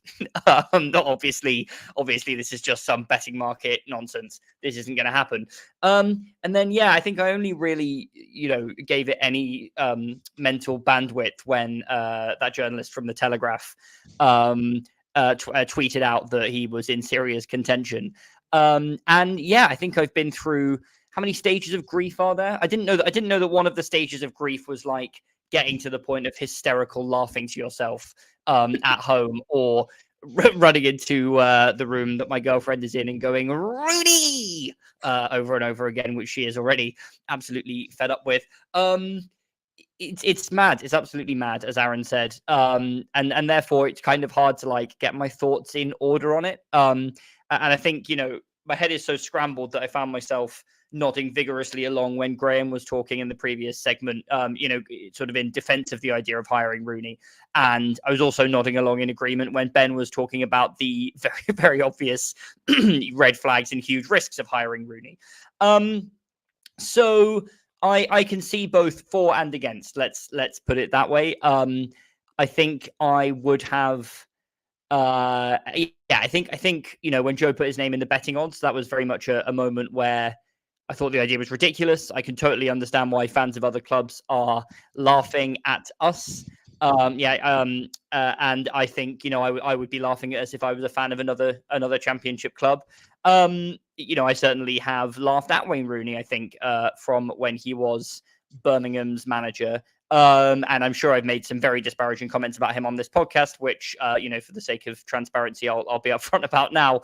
But obviously, reactionary kind of inter-fan rivalry laughing takes don't always prove to be correct. And the more I've thought about it, the more I can kind of see what's happened. I guess for now, and I'm sure we'll get into other aspects of this, I'll just say this. I think I've been interested in this conversation, which I think you got into a little bit in the first segment, about whether or not this is a kind of Argyle type decision. And originally, I thought it really wasn't. And, for all the reasons that Ben, I think, said, essentially, it doesn't appear to be a hire that's based on data. It doesn't really appear to be a hire that's based on doing things smarter than other clubs. It seems very much to be a hire that is, on paper, just getting in a big name, his record, or whether he's a good manager, be damned. But the more I thought about it, the more I think it actually is very us under Hallett, in the sense that it is an enormous, enormous risk. And I think they have clearly decided that if we play things safe and we play by the normal rules and appoint the normal kind of championship manager merry-go-round names, then the upside will be potentially limited, and the downside will be that we drop through the trapdoor, even if, Paul Heckingbottom or whoever turns out to be fairly competent. Hallett is clearly a big gambler, and I think that kind of has been a bit obscured by his success in gambling so far, up until the appointment of Ian Foster, at any rate. But, Schumacher wasn't really a hire based on data, in the sense that he didn't have any. Schumacher had no record as a manager. Schumacher could have come in and done absolutely terribly. And while, it was common knowledge, seemingly, that he was the brains behind the operation, how many times have you seen an assistant manager who is touted as the brains behind X stepping up to the top job and doing horribly because they can't handle the public pressure, or because they can't handle managing the players on a one-to-one basis? That happens all the time. And it turned out it was a really good decision. But I think that success has, again, obscured how big of a risk it was at the time. Foster was obviously another huge risk, and it hugely backfired. Now it's another absolutely massive risk. And I think I sit here and again, said my head scrambled. I just have no idea which way it's going to go. Conventional wisdom says it will go very badly. Something weirdly insistent in my brain tells me it might actually just be so mad that it works. I think all I will say with certainty now is we are in for a hell of a ride for the next 12 weeks, 5 months, 2 years, 6 years, delete as appropriate. Something that audio listeners won't be able to see, but they'll definitely be able to hear, is Sam Downs got himself a new microphone. Hallelujah. Sam, we test run that microphone. He's joined Adam in the call center, I think. It is great to have a new apprentice on board, to be honest. I've got to say, so welcome, Sam. It's his calling, shall we say. We tested that microphone on a My Argyle Life that we're not going to say who it was just yet, but we enjoyed it. We recorded that as the news from John Percy dropped. And like John has already mentioned, we were both laughing. Well, I mean, I was laughing more than you were, to be honest. What are your initial thoughts on Wazza? Do you reckon it's a match made in Devon? Well, first of all, I'd like to say this feels far too much like being at work, but I'm hopeful that the benefits from the higher audio quality will be clear and apparent to the listeners. I think, Aaron, you saw my initial reaction because we were just about to go live with our unnamed guest. Thankfully, he was late, and if he hadn't have been late, he would have probably seen the full impact of our shocked reactions as we processed the news. I think yours was hysterical laughter. Mine was shouting expletives that I'm not going to repeat on the podcast. So that gives you a bit of an idea on my initial thinking. Richard says I'm breaking up. I think he's pulling my leg. I hope so anyway. So I'm trying to think how I can structure my points here, because I've got a few things I would like to say, and I'm sure we all want to get to bed before midnight. So I think, look, what I want to say first of all is that I hope I'm wrong in what I'm about to say, and I think there is a chance I might be. And I want to say that when I was, as Zach alluded to in the comments, at the Home Park Alive music event yesterday, I'm far too old for that kind of stuff, but I was invited along by a good friend of mine, and it would be very rude to decline. I was on the pitch at Home Park, dancing and singing Rooney, Rooney, Rooney after a lot of alcoholic drink. So please, what I'm about to say, Mr. Hallett, Mr. Rooney, Mr. Dewslip, if any of you are listening, it's nothing personal. I want this to work. Those many, many caveats being said, I was and still am pretty aghast by the decision. I will get the rant out of my system, and then I will give him my full support verbally, whatever. I get aspects of why they've done it. I mean, I have always said, if we go for a safe and steady option who gets us to about where our budget is, or maybe even one position above where our budget is, that in itself probably leads to relegation, because barring any rumours of new investment, which may well be coming, but even if they do come, we don't know if they're going to have an impact on the summer window or not. We are likely to have the budget that is the second lowest in the league. Maybe the investment will bump it up a few places, but if we have a manager who achieves to par, we're either going to go down or we're going to very narrowly avoid it again, I think. So I get why they've thrown a gamble, and that's probably why I'm not going to completely go to town on this to the same extent that Ben and Finn did earlier, and Adam is probably going to in about a couple of minutes' time. So I'm probably for that reason, I do appreciate they've done something that nobody expected, rather than just go for a safe and steady name. And I will give them some credit for that, for sure. But there's going for a name who's very high risk and high reward. I get that if the high reward is, say, 25, 30%. With Wayne Rooney, I think the high reward is genuinely more like about 2, 3, maybe 5%. I've looked at a lot of what other fans of other clubs have said. We've heard from the fantastically American gentleman who was on earlier on, who was pretty scathing of the time at DC United. Derby fans, I think, are a bit more positive about him, but I think that also there is a widespread belief that Liam Rossignol was the brains behind that operation in a similar way to Schumacher being. We'll find out about that in just a minute, Sam. But we will indeed, yep. And obviously Birmingham was a complete catastrophe from start to finish. You could argue that at Derby he was dealing with a very difficult situation with the embargo. DC United, yes, he didn't really know the league all too well. You could argue he improved them slightly, but not enough for their fans to have a very positive appraisal of him. And at Birmingham, I think he did one of the worst jobs anybody did in recent times in this league. It was a complete disaster class. Yes, I take on board the mitigating circumstances that he replaced a popular manager midway through the season. The players and the fans were against him from the offset. It was always going to be difficult.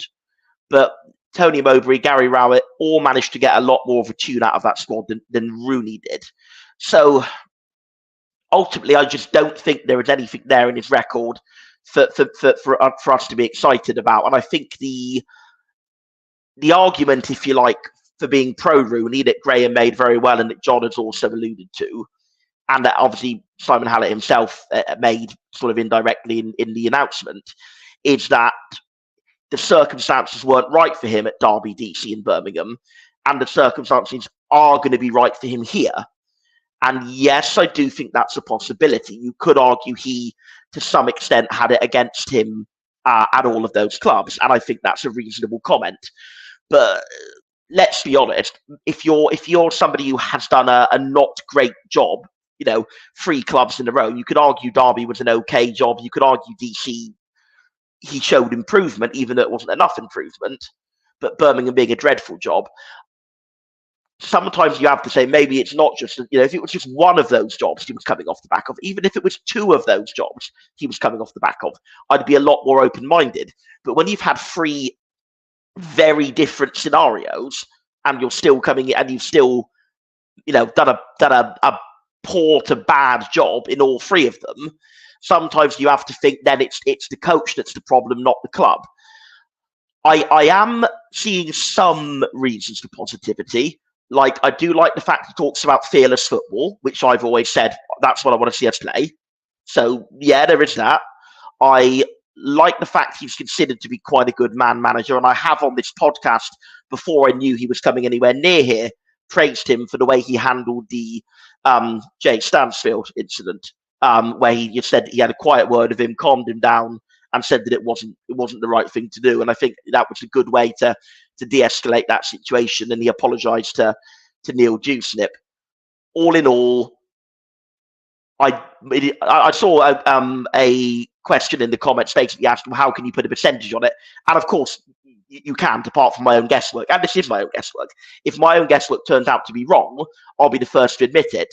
To kind of go towards a conclusion, I'm sure people are probably fed up of listening to me at this stage, but to go towards a conclusion, Aaron's nodding for the audio listeners, to go towards a conclusion, I can just about see how this might work. But do I think it will work in the balance of probabilities? I absolutely do not. I'm putting on record my prediction that he will not do well and that he will be gone, I think, before Christmas. And I hope I'm wrong. And look, maybe I've just completely blown the chance of ever getting anywhere near interviewing him by saying that. And if I have, so be it. But if I interviewed him, the question I would ask is, Wayne, what went wrong at Birmingham? What went wrong even to an extent in DC that isn't going to go wrong here? That's what I want to hear. Maybe we'll hear that addressed in the press conference tomorrow. Personally, I'm not very confident, with the slight caveat that I kind of respect the fact they've done something a bit mad. And as somebody whose views on football are always a bit mad, I have a little bit of begrudging respect for that. And let's hope it goes brilliantly. That's it for me for now. Yeah, I mean, one thing you can say about his stint at DC United is that he didn't get relegated. So congratulations on that one. There are before we bring in Rams Review podcaster Chris, obviously a Derby fan, I want to come to you, Adam. There are a lot of calls in the comments asking for some positivity, and I feel like you might be the man to just give us that. What are your initial thoughts on yeah, you might think so. You'd and I'm just going to be sorry to disappoint everybody, because I think the entire process has just been completely stupid for all sorts of reasons. Some are very obvious. Some I think you read into only make things worse, because the first thing to look at is what's right in front of us is his record last season. Now, last time I was on this podcast, I was suited up for awards night, and more than a little tongue-in-cheek, decided to nominate Wayne Rooney as our manager of the season because his record was possibly one of the main things that kept us in the division. That moment, admittedly, was then overshadowed by Tatsuki walking in and replacing Sam Down, which, by the way, I totally respect, and it ought to have been. But I stand by it, because his record at Birmingham, I don't think necessarily we've had enough of an appreciation of just how appalling it was. A lot has been mentioned of his win rate across his career. I know the figure of 26% has been thrown about, and Ian Foster, when he was here, had a win percentage of 26%. It was very bad. At Birmingham, Wayne Rooney had a win percentage of 13%. 13%. It's more or less twice as bad as what we've seen from Foster and what he did last season. And he was ultimately the reason that Birmingham went down. I know it's been mentioned by Ben in previous of the others about the points per game that was picked up after he left. That, compared with what Eustace did, would have been more than enough to stay in the division had they even had a decent spell in between that and didn't hire Wayne Rooney. He sent them down. It's simple as that. And that is before you even consider what the optics of this are like. Now, let's roll back to Thursday afternoon, and our owner and chairman deciding for the first time in a week that he'd go on Twitter and call out a certain supporter for making criticisms out the board. Now, I get that I didn't agree with the tweet that was first sent out by this particular individual. I didn't think that it was wholly fair, but why not just ignore it? Because this is perhaps the first time, or certainly from bringing in Ian Foster and the debacle there, this is the first time that Simon Hallett has ever faced this sort of criticism at the club, and it doesn't look to me that he's handling it well at all. And I don't think coming in was helpful in the first place. To compound that then by knowing that you are about to release news to the press that you're going to deliver possibly the worst possible managerial news we could have thought of on that very same day, having just spent your time calling out supporters for saying they don't particularly like how your game or how you're running your football club. What did they expect? Did they think that we'd take this news and go, oh, he's back to godlike status again. Like Halit Jusner, we love you again because of that wonderful managerial appointment you just brought us, who, by the way, won 13% of his games last season. I mean, then I've had my criticism. They're not stupid. They must have known that was the case. And I just don't understand why, with that in mind, you would spend your time, rather than try and get people on board, you spend time calling out supporters on Twitter when you could have the other option of saying nothing, as he had for the week prior.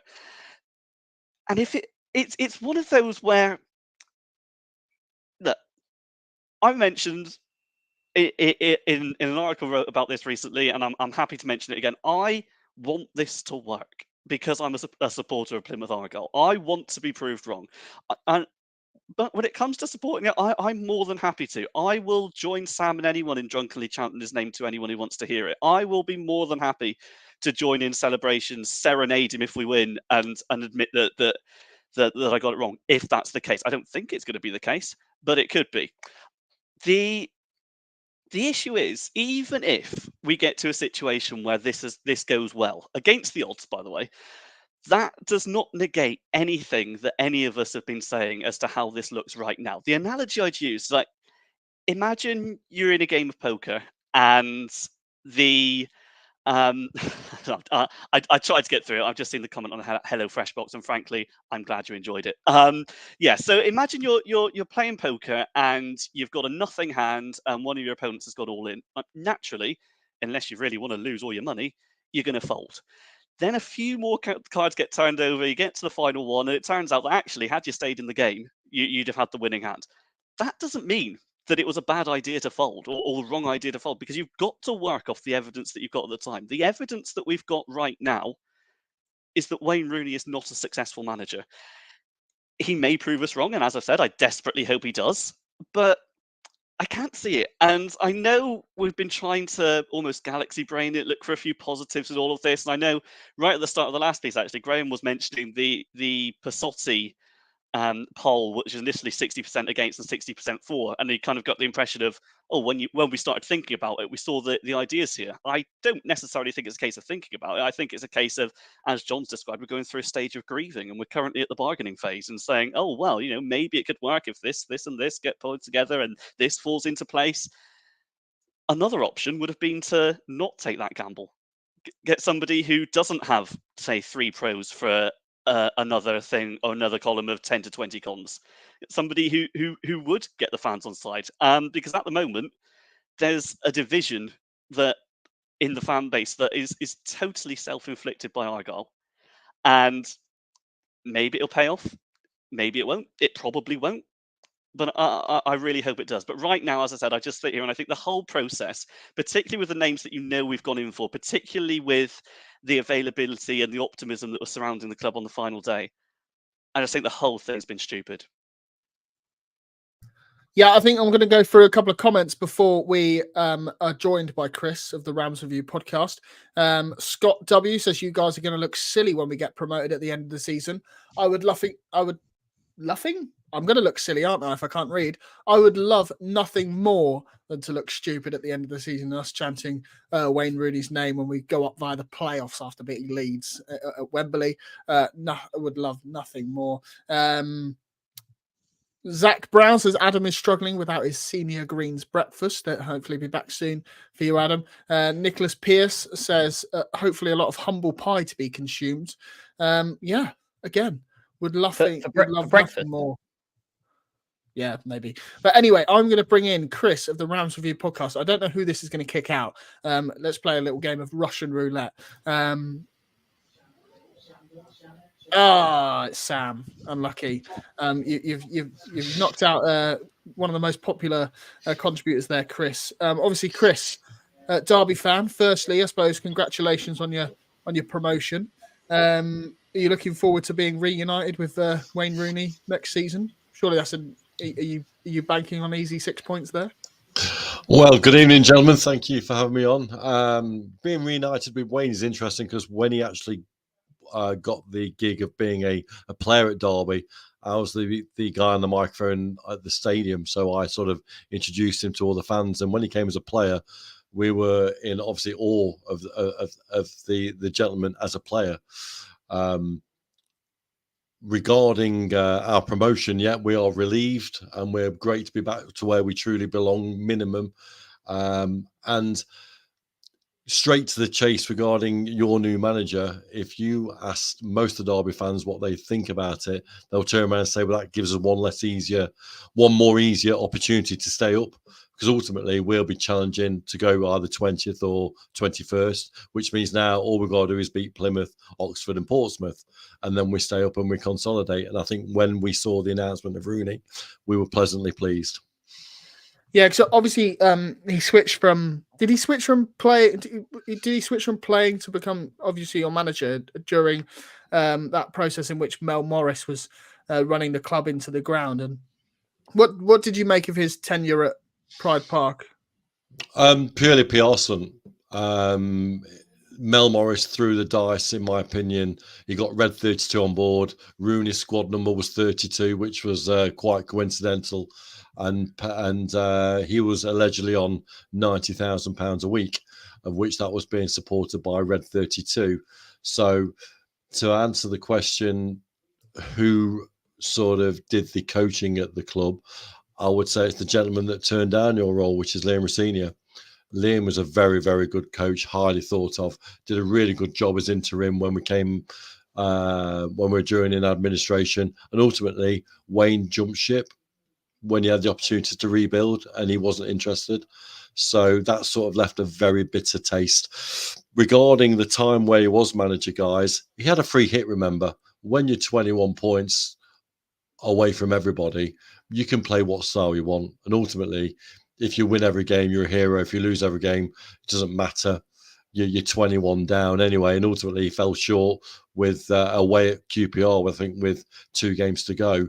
And he just played a very Liam. You could tell it was Liam Rossini football. It was very tippy tappy. It was very possession based. It was very slow from the back. At times, it worked really well when he was very expansive. The likes of beating Fulham at home, I remember in particular, who were fighting for the title at the time. I just think that all you've got to say is he managed Derby 83 times and had a points per game total of 1.14. Now, if he brings that to Plymouth, you're having a very long season. Yeah, I mean, you mentioned there, obviously, Liam Rossini being the brains behind the, behind the scenes. Does that make it more confusing that we've hired him as a head coach and the fact that he's going to be our main coach rather than a manager? Does that confuse you? Well, we're under the impression that did Rossini turn down your role? Was he offered it before Rooney? Well, we're led to believe so. I mean, we don't actually know that. I mean, Okay. it's purely speculation. But Well, didn't want to move to Devon despite the fact he grew up there whilst his dad was at Torquay. So exactly, and this is one thing I was going to come to.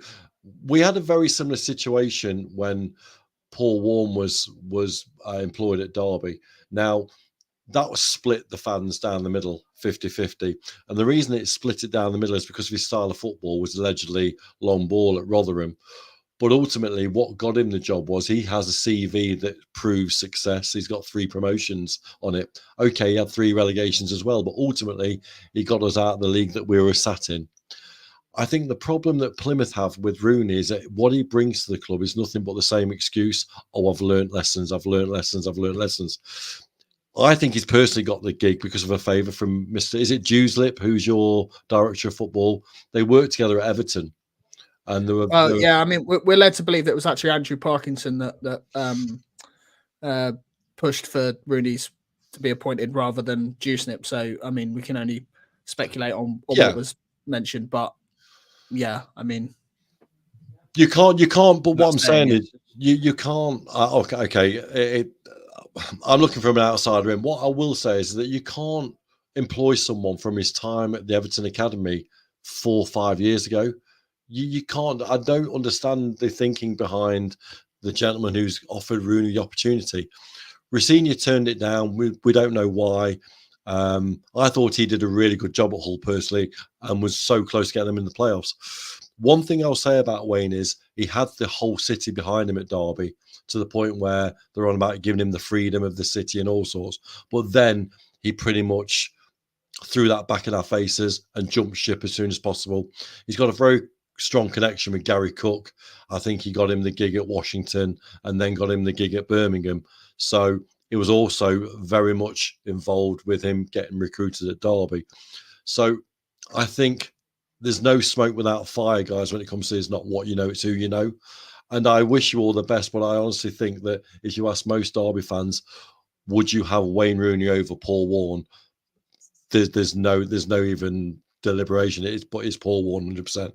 And we were just as shocked as you guys, to be honest. Yeah, on that, I mean, you say about speculation, but was there any anything that you that came out about his management skills? Because obviously there's been times where he has called out members of playing staff. I don't know how regularly that was with yourselves. I mean, is that something we should worry about? It's a good point. He's renowned for being a good man manager. One thing he did do is he made, when he was the player coach, should we say, he did improve the likes of Max Bird, and now a young talent who's going to be off at Bristol City next season, and someone will be sorely missed at Derby. But he did also alienate a lot of people. There was a lot of first team seniors who didn't get a look in because of Wayne. You've also got to remember when Wayne was at the helm, he had the likes of Phil Jagielka for half the season, Curtis Davis. These guys are seasoned pros who have been there and got it, and also got very highly qualified coaching badges. So I'm not sure what role Rooney played, because when Rooney took over at Derby, he was part of a three. You had him, Justin Walker, and Liam Rosenior. Justin Walker is a very well-known academy coach, and obviously Rosenior has always been credited as a good coach at all levels. So I think Rooney was purely the arm around the shoulder guy, but ultimately he was a PR stunt, guys. I'd be positive to say that most Derby fans feel that now. When you look at it, when you look back at it, no one quite knows when you got Philip Cocker at the helm, who is a world-renowned manager, who actually was getting things sorted at Derby slowly, and then Rooney came in from nowhere. We were absolutely gobsmacked, and it was capitulation, basically. The style of football was based around him. He was too slow to play. When he eventually got the full-time role as manager, the writing was on the wall for the club anyway. But it was just the fact he jumped ship at the end, which has left a bitter taste in the mouth. He always seems to, when the going gets tough, he doesn't want to stay around. And that's one thing I will say to you guys.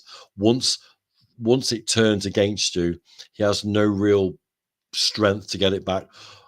And I say that an example like Paul Warne, currently the manager at Derby, he hit rock bottom when we got beat at Stevenage back in October, and we went to 15th in League One, and everyone wanted him out.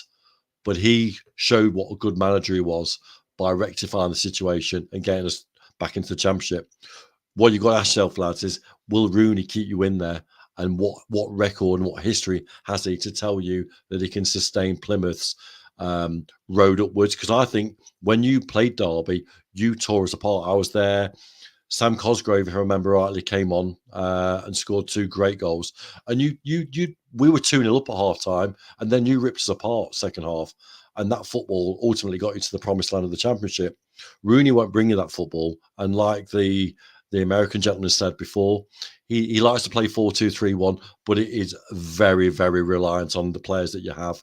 And if the players that you have are not up to that formation, he doesn't know. He hasn't got a plan A he hasn't got a plan B or a plan C, and that's where Derby fell apart.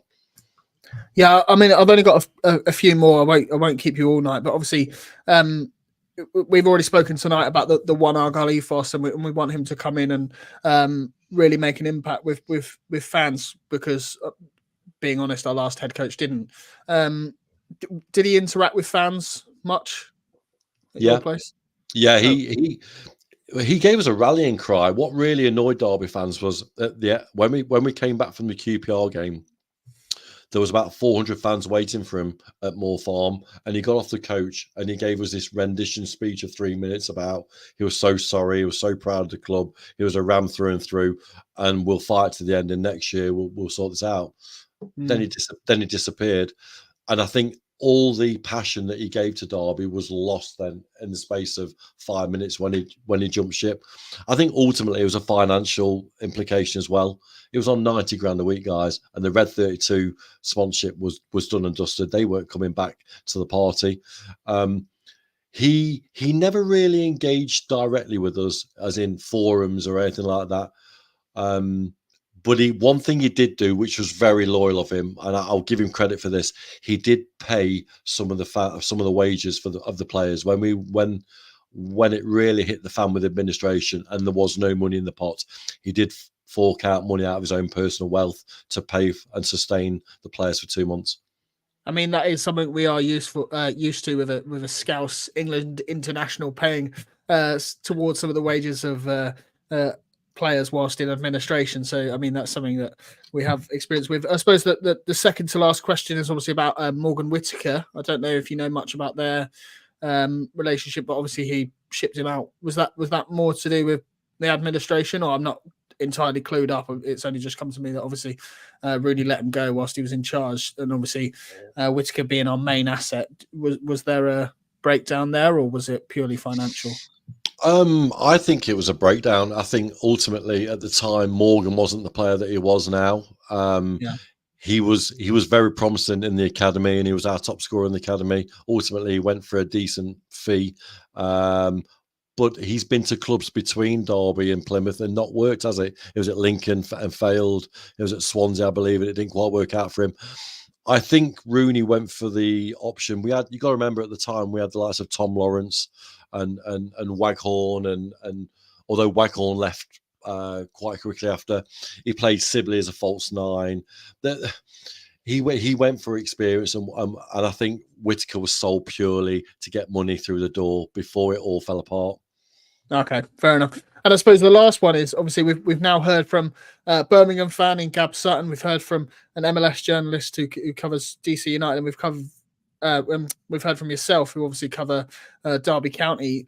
He obviously clearly wants this job in management. Do you think he can turn it around, despite the three clubs not exactly giving him a glowing reference? I think with Wayne, I think he should have stayed away from football. A lot of good managers in the Championship and League One study the game when they're out the game. They go and visit other clubs, getting ideas. I just think he jumps from one ship to another too quickly. And I think what he should do is took a year away from it, reassess his coaching, his ability, and where he's gone wrong. He keeps saying every time he's introduced to the fans of a new club, he's learned from his mistakes, Now, I've noticed some of your comments on the chat about he only had 13 games in charge at Birmingham, but he took a club that was in 5th place, very well structured by a very good coach in John Eustace, who's earned his badges, remember, at non-league with Kidderminster and then as an assistant at QPR, and done it the right way. Rooney came in from absolutely nowhere with no experience whatsoever. And what I'll ask you guys is, to answer that question, what is your ambition as a football club? Because Plymouth is a big football club, we know that. But what is your ambition? When you started off well last year, and then it ultimately the squad size and the quality exasperated, and you survived. I don't think Wayne has a backbone to it. If you get into problems again quite early, he just hasn't got the experience, guys, to get you out of that mess. So I wish you all the very best. And like I said at the start when you introduced me, we're quite pleased because we're really optimistic now that we can survive in this championship, because we are not looking for anywhere above 20th. Simple as that. If we can sustain a 20th place or 21st place, it's a success for us. Yeah, I don't know if John or Adam have got any questions before you go, but obviously just let us know where people can find your content, because obviously we will be playing Derby twice next season, so it's always good to check in. Where can people find you, Chris? Yeah, we're at on Twitter, Instagram, and Facebook. We're called at Rams Review 1 or at Rams Review Podcast. And yeah, we look forward to it, gentlemen. Can't wait to talk to you in more depth during the season, and I wish you all the very best. I have a soft spot for Plymouth ever since I went there and you knocked us out of the FA Cup. Thank you to Steve Cherry. I'll never forgive him for that corner. You see, I'm showing my age now, gentlemen, and I don't forget. But great fans, great crowd, great club, and I wish you all the best. I was about to go on. So I was about to say that that was actually my favourite ever game as an Argyle fan, and then I realised that the FA Cup game I was referring to was when we beat you 2-0 in 2007. Yeah, when, I'm on about Kevin. Kevin Gowan and 1983. Sinclair scored to put Yeah, us in the semi-final. I remember Dave Watson had the easiest header to. We packed out your away end at Home Park, and Dave Watson was shoved up front. Remember the former England centre half? He played for Derby up front, and he had their sitter, missed it. You came back to the baseball ground, and Steve Cherry let in a goal in from the corner, and I think he signed for Plymouth after, if I remember rightly. I think you end up having Steve Cherry in goal for you. So we always said it was he did it on purpose. But guys, reminiscing, I'll leave you to your fantastic podcast. I think you do a great show, and I generally think you'll be okay this year if you get yourself a decent manager and not Mr. Rooney. Brilliant. Cheers. Thank you, Chris. And we'll leave a link to not just Chris, but to everybody else who has appeared tonight in the description when I get round to it later. It's not currently there, but it will be there later on. And we'll put a tweet out as well, linking everybody. Yeah. Obviously, we've heard from a Birmingham fan, a Derby fan, and an MLS journalist now. All very incredibly. It's all very cheerful stuff, isn't it? Blimey. Yeah. Which one of us is going to be asked on giving this kind of rant at his next club in a year's time? I'm joking. But part of that makes me like weirdly excited that I have this like weird optimism that it can be us where he turns it around, and I just don't know why I have that. It's a stage of grieving. I've told you, it's your stage of grieving you're currently in. Can I just the point I wanted to raise in response to what you said is one that had occurred to me earlier actually, which I told Sam. It was this point, about Rooney sort of trotting out excuses as he goes from job to job, or saying he's learned from his mistakes, or saying, X, Y, and Z wasn't quite right. And I get why that is frustrating. And obviously, excuses are way, way less important than eventually showing something. But I think it is worth saying that there are legitimate excuses for all three of the jobs that he has had. Derby, obviously, we know the circumstances. We've just heard about them in detail. To be honest with you, with great apologies to the extremely exuberant American journalist we had on earlier, I'm not really bothered about his spell in the MLS as being at all relevant to managing in the championship. Just not. It's a fun league. I used to live in the US. Love the New York Red Bulls, up the Bradley Wright Phillips, etc., etc., etc. Think it's a completely different thing. Don't think it has much relevance. And then Birmingham, I'm certainly not going to take away from what Adam said. He did an appalling job. I'm not trying to sugarcoat that. At the same time, he was brought in, I think, as a PR stunt there, and also, crucially, told to play a certain way. So, yes, it is true that Mowbray and Rowett got more of a tune out of that side, as I think Sam said earlier. But also, by that point, the ownership group had realised that what they had told Rooney to do, which is go in and play a certain way with the squad that he hadn't built, that wasn't built for that type of football, didn't work. He was never given a transfer window to build that squad out. And I think, probably very wisely, they decided to get rid of him and bring in managers who were more suited stylistically to the existing group of players. Now, obviously, they did end up going down, but, obviously Mowbray got ill. They still got 50 points, which is quite a lot of points to go down with. There's a world in which they could have got away with that Rooney appointment, which again was a disaster, but I think not entirely down to him personally. The reason I'm saying this is not to say purely that he has those good excuses and that he can just keep making them. It's that, and it's something that makes me feel, I don't know if optimistic is the right word, but I think it accounts for the feeling that Aaron is sort of saying. This is a fantastic opportunity for him now to prove that he can do it when the circumstances are right. Because here, he is going to have no excuses. He's got a whole preseason. He's going to be able to sign players. The extent to which he's going to be backed in the transfer market is TBD, because I think it will depend on these rumours of investment. But and also who we sell. But, obviously our expectations will modulate with the level of investment. If we don't invest very much in players, the expectation is not going to be that Rooney will get us in the playoffs. It's going to be that we finish 21st. It's going to be a comparatively modest expectation. But he is going to get to sign players one way or another. He's going to be working within a club that is not a basket case, that is not an administration, that's not just been taken over by new owners. That is... criticism to the contrary notwithstanding, I still think incredibly well run, on an upward trajectory. If he can't do it here, I don't think he can do it. And that very well may be the case that he can't do it. And that seems to be the thrust of the commentary that we've heard from members of this podcast and the other voices we've had on. And that might very well be the case. But there is part of me that thinks maybe we don't quite know because he hasn't kind of been tested in, lab conditions, as it were. He gets those now. And so I think there is absolutely nowhere to hide. And I think that is kind of what excites me. I think this is make or break for him. He, if he has any sense, knows that. It's also make or break quickly for the board and for the people who run Plymouth Argyle. They have made a lot of very, very good decisions that I think some fans are too quick to throw out in criticizing, the very recent ones. Ian Foster was a terrible decision. Again, I'm not going to sugarcoat it, but there were mitigating circumstances there as well. He came in halfway through a season, not ideal timing. He didn't get a preseason. He had to replace a manager we lost unexpectedly and without wanting to. We had lost, Finazaz, who was arguably our best player in the first half of the season, a few days before he came in. There are mitigating circumstances there. With this appointment, they had ages to do it. Not just this preseason period, but dating back to the end of last season as well, despite there being all the uncertainty around what league we'd be in and having to focus on the pitch matters. They still had time to, pull together a dossier, think about what they wanted, think about what went wrong last time. They have a good structure in place, they think.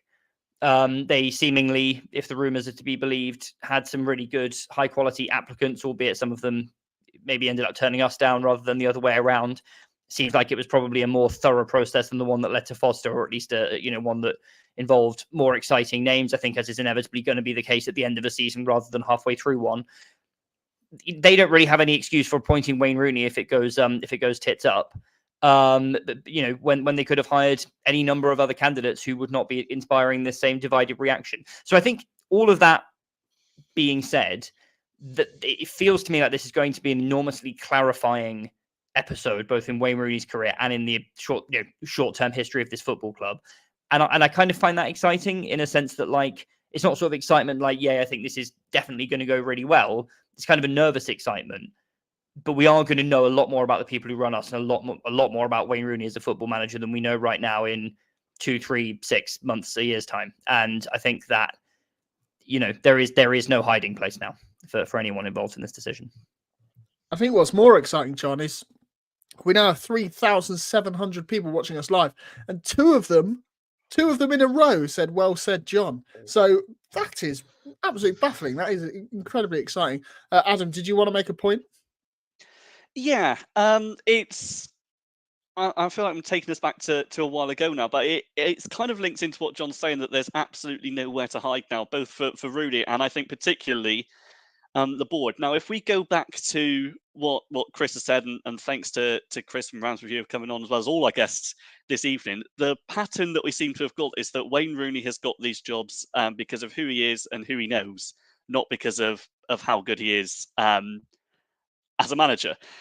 Now, one of two things has happened here to get the Argyle job. One is that he's gone into that interview process and wowed everybody with his extreme knowledge of football, his extreme knowledge of Plymouth Argyle, and has made everybody or set everybody into a state of shock at just how good he is at speaking and how good he is at interviews and getting his ideas across.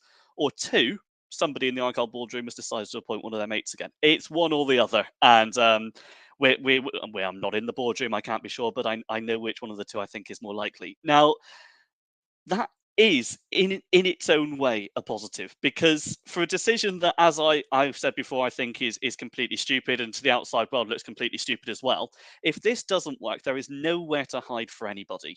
Rooney is very much this last chance saloon, and Neil Dewsnip or Parkinson or whoever we want to throw this at has thoroughly put their head on the chopping block, and that it may not, but it can galvanise. It can lead to a situation where we know this has got to work. We know we're in the middle of kind of us against the world sort of thing, and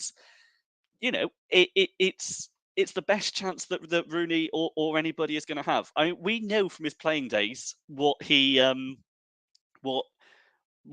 and the sort of player he can be. He does not lack commitment. I've said and I will say again that he's one of those who perhaps lacks a lot of things in terms of football management, but commitment is absolutely not one of them. not a lot of people in his level of superstardom or well, whatever you want to call it in terms of playing days, would have taken the Plymouth Argyle job. He clearly wants to make this work, and he's got to make this work. And so has the club. They've got to put everything in place to ensure that he can, because ultimately, if it doesn't, so many heads are on the chopping block, and they deserve to be. I mean, it's incredible that we've been on for an hour now, and the People's Podcaster, Sam Down, has only answered one question. I've got loads starred, and I'm going to go through them. But one thing that I suppose we haven't yet spoken about, and I don't believe Joe spoke about, I wasn't really listening.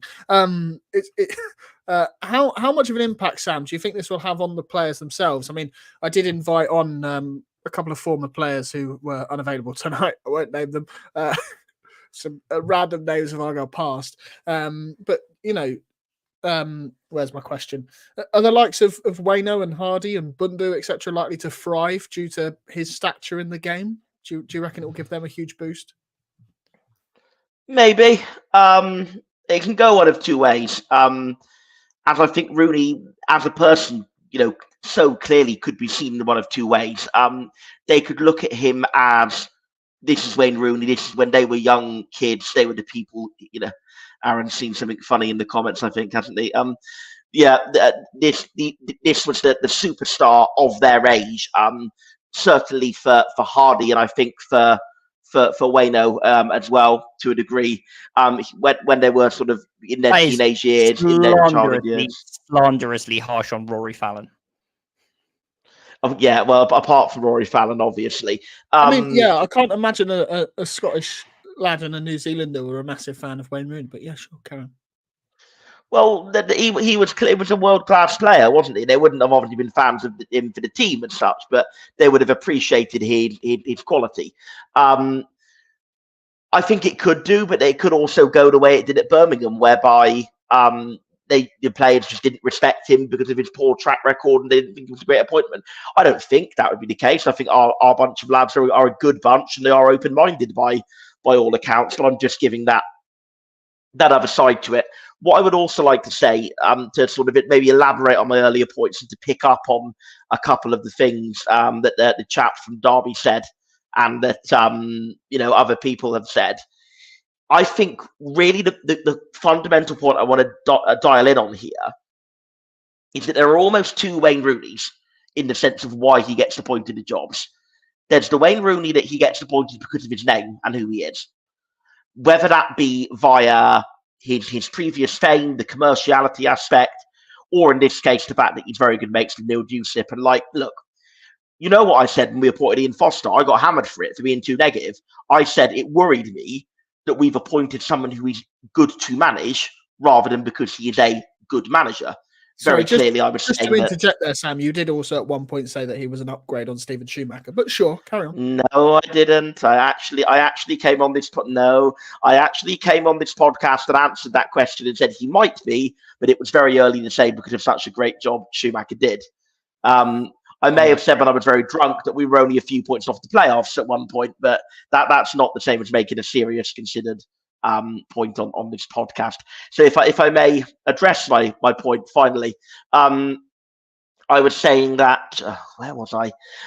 There are two Rooneys. Look, going back to the Foster point before I got off on about a million different tangents, I did say that there was a risk that he was appointed just because he was somebody easy for Neil Dewsip to work with, rather than because he was necessarily the best manager. And I think that possibly turned out to be correct.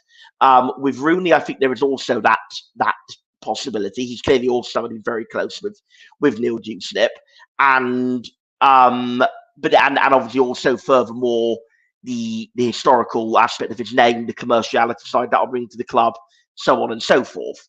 That's the first Wayne Rooney, the guy who just gets the job because of his names, and that's it. But there is this other Wayne Rooney who keeps being described, which is this very intelligent, thoughtful bloke who comes into the interview room and absolutely knocks people's socks off with his erudition. And maybe that person really does exist, and maybe he'll prove that he does have a great tactical insight and so on. But you know what? I think people are getting a little bit too polarized either way in thinking about how we've come to this solution. And I know that's rich for me to say when I was the one who made that point about Foster, But I think with Rooney, the balance of the discourse has gone too far the other way. We've got too many people talking about how the decision's been come to, and maybe not enough about whether it's going to be a good decision. Because let's be clear about one thing. Even if the more positive view about Rooney, that he's this great interviewee, he comes in and knocks people's socks off, even if the more positive view about him is correct, that doesn't mean to be a good manager. Because Gary Neville's an excellent pundit, one of the best in the business, and he did terribly as a manager. So equally, even if the more negative view of Rooney is true, that he's just Josep's mate and he's being hired because of commerciality and that kind of thing, even if the more negative view of Rooney is true, that doesn't mean he'll be a bad appointment either. Because let's be clear, Claudio Ranieri at Leicester looked for all the world like a bad appointment, and he went and won the Premier League in the most remarkable season in history. So I think whilst I think it is legitimate to talk about how and why he got appointed, I don't think it's the be all and end all, because and look, I don't want to slag people off too much. Even though I do think that Neil Dewsnip's personal connections are taken too closely into the equation, that doesn't mean that Neil Dewsnip wants Argyle to fail. It just means he feels more comfortable working with someone who he has a close level of control over. So, I'm not trying to cast aspersions here, but whatever the reason for it, whether it's a good process of thinking or whether it's a bad process of thinking, that doesn't in itself determine the chance of his success or failure, which I think is a very important point to make. A couple of things I'd pick up on is that he's a 4 at the back guy, which the Derby fan, which I like. I'm positive about that, but I do think we looked far better, broadly speaking, when we had 4 at the back as opposed to when we had 3-4-3. The Morgan Whittaker stuff is a little bit worrying. The fact they clearly didn't get on too well, and I think many of us saw the tweet from Whittaker's fiance Rachel. That got swiftly deleted, but we all saw the tweet having a little moan at Rooney for subbing Whittaker, where he brought him on in the 30th minute and subbed him off in the 69th, I think. So that was a bit of a concern. Yeah. Just quickly, Sam, I think it's possible to read way too much into that, and also, as the Derby fan earlier said, Whittaker is at a totally different stage of his career now to what he was then, and also beyond even that. I think I for one, as heretical as this might sound, am not totally opposed to the idea of Whittaker being moved on this summer anyway, if it frees up significant funds for other players. So I just wanted to push back on that. It's a point no, fine. I totally agree with it. Fine, I get that, but we're not going to get as much money for him if every man and his dog in the football world knows he wants to get out the door. It's the other point. So there's so many variables to consider, and look, I like what Adam said. And I will wrap up now, and I think I've probably said as much as I can for now. One more thing. I really, really want to be wrong. I love being wrong about Argyle when I'm negative and it turns out we're okay. I didn't think we'd go up under Shuey. I thought we'd had an amazing season, but we just fall short with the quality of Ipswich Sheffield Wednesday. I was wrong. I didn't think we'd stay up last season. I thought we left it too late to sack Foster, and I didn't think Dewsnip would get 2 home wins out of 2. I was wrong. I would bloody love to be wrong about Wayne Rooney. If as we're seeing in the comments, Wayne Rooney wins us the league and goes up, or even if he gets us anywhere near mid-table, frankly, I'll be the first to hold my hands up and say that I was completely wrong. And I hope I am.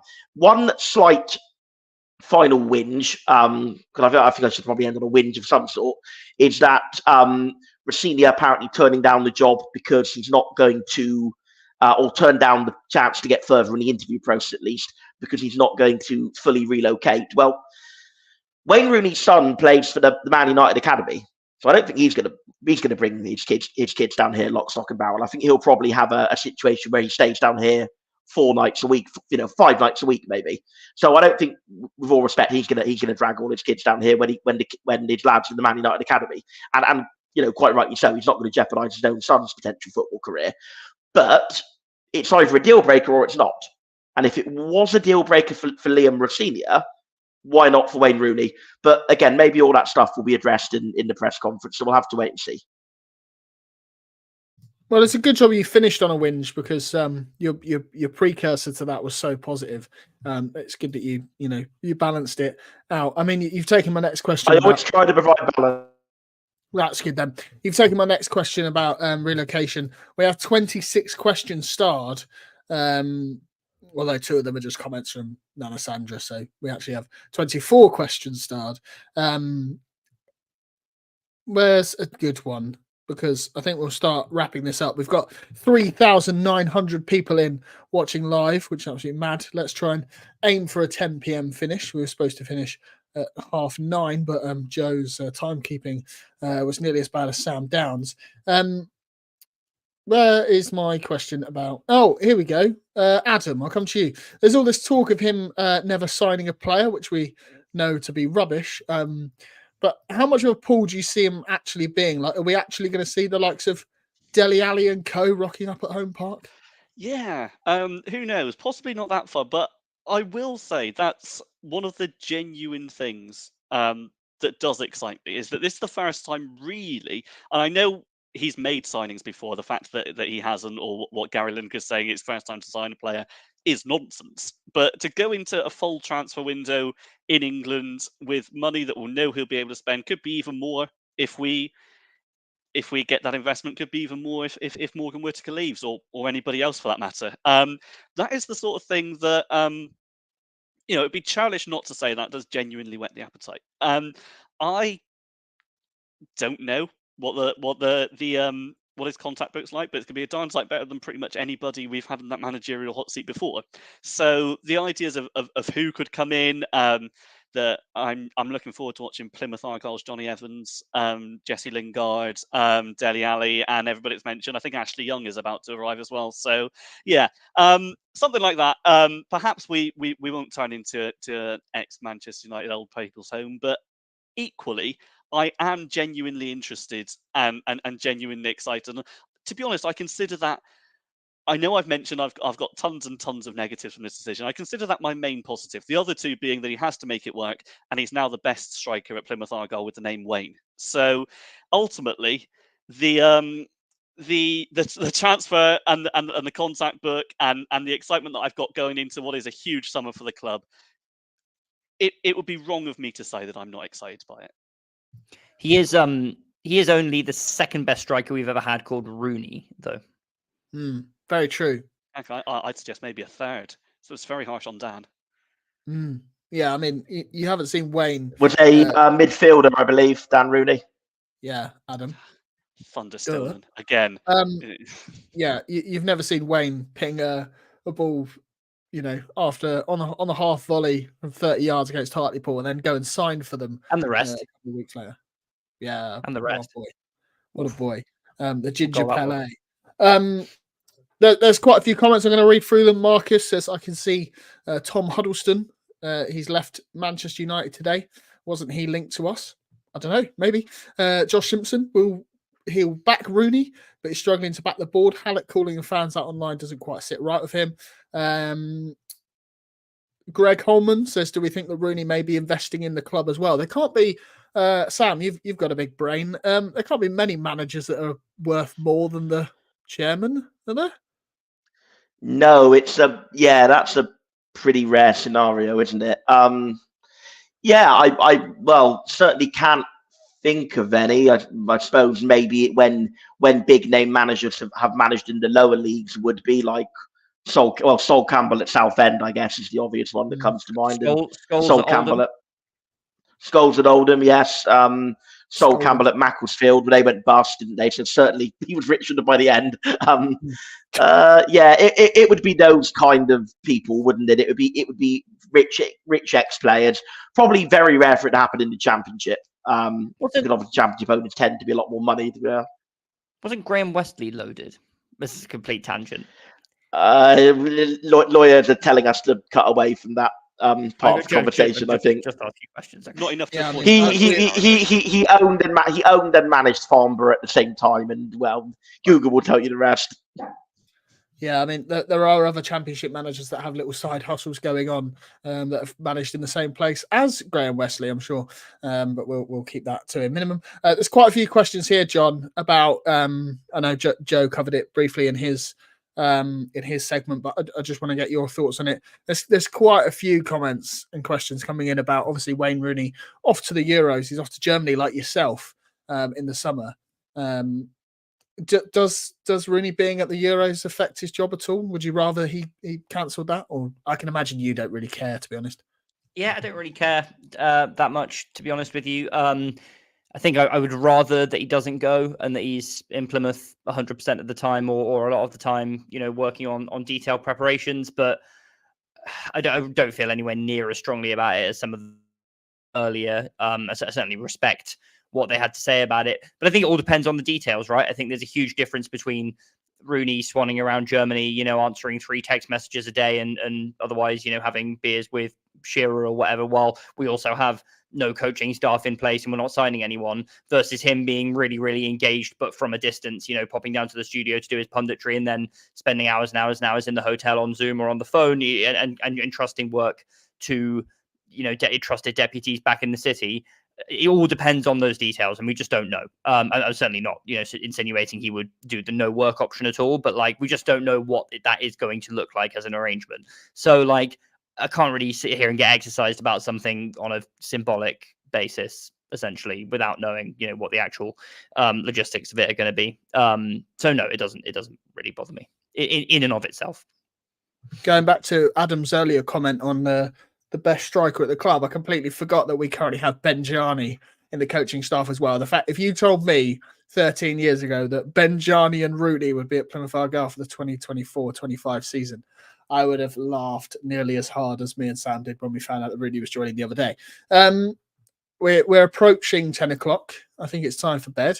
I don't know if you guys have got anything you want to add before we go, because there are over 4,000 people watching live. So do you want your little closing remarks each? Adam, do you want to go first? Oh, Sam, go on. Excuse me. I chose the wrong moment to cough because I thought you were going to Adam. Sorry. I just want to say I'll put my negativity to one side. I hope I'm wrong. I do feel I have been a little bit more positive on how it might work than some others. Maybe not quite as much as John or Graham, but maybe in the middle, certainly more on the positive side than I think Adam, Ben, and Finn have been, I guess. So look, I'm trying to see how it might work. I'm sort of getting there. Whatever doubts I have, I'll put them to one side. I think it was just the initial shock. It was kind of like if you asked an Exeter fan to make up a fake rumor of who we were getting as our manager, it's probably not too far off who they'd say. But I think once you got past that initial shock, I'm starting to see how it might work. It is now or never for him. It's now or never, I think, for Neil Dusip as well, hiring another close friend of his. If it's 2 in a row that fail, I think he'll be following Rooney out the door. So let's hope they both prove us wrong. Let's hope they both absolutely smash it. Let's hope that Wayne's on the phone or on Zoom every day when he's at the Euros, working on recruitment, working on, watching old clips, getting to know the squad. Let's all be behind him, because we don't want the narrative to be it was just another club and the fans got on his back from minute one. We don't want that whatsoever. We want to put all our doubts to one side, get behind him verbally, and then see how it goes. Rooney. Oh, God. Go on, Adam. To be honest, I was going to say something along much similar lines, because I think there's a big difference between supporting something and thinking something's a good idea. I suspect I've probably made clear, and if I haven't, I'll just reiterate. I think this appointment is a bad idea.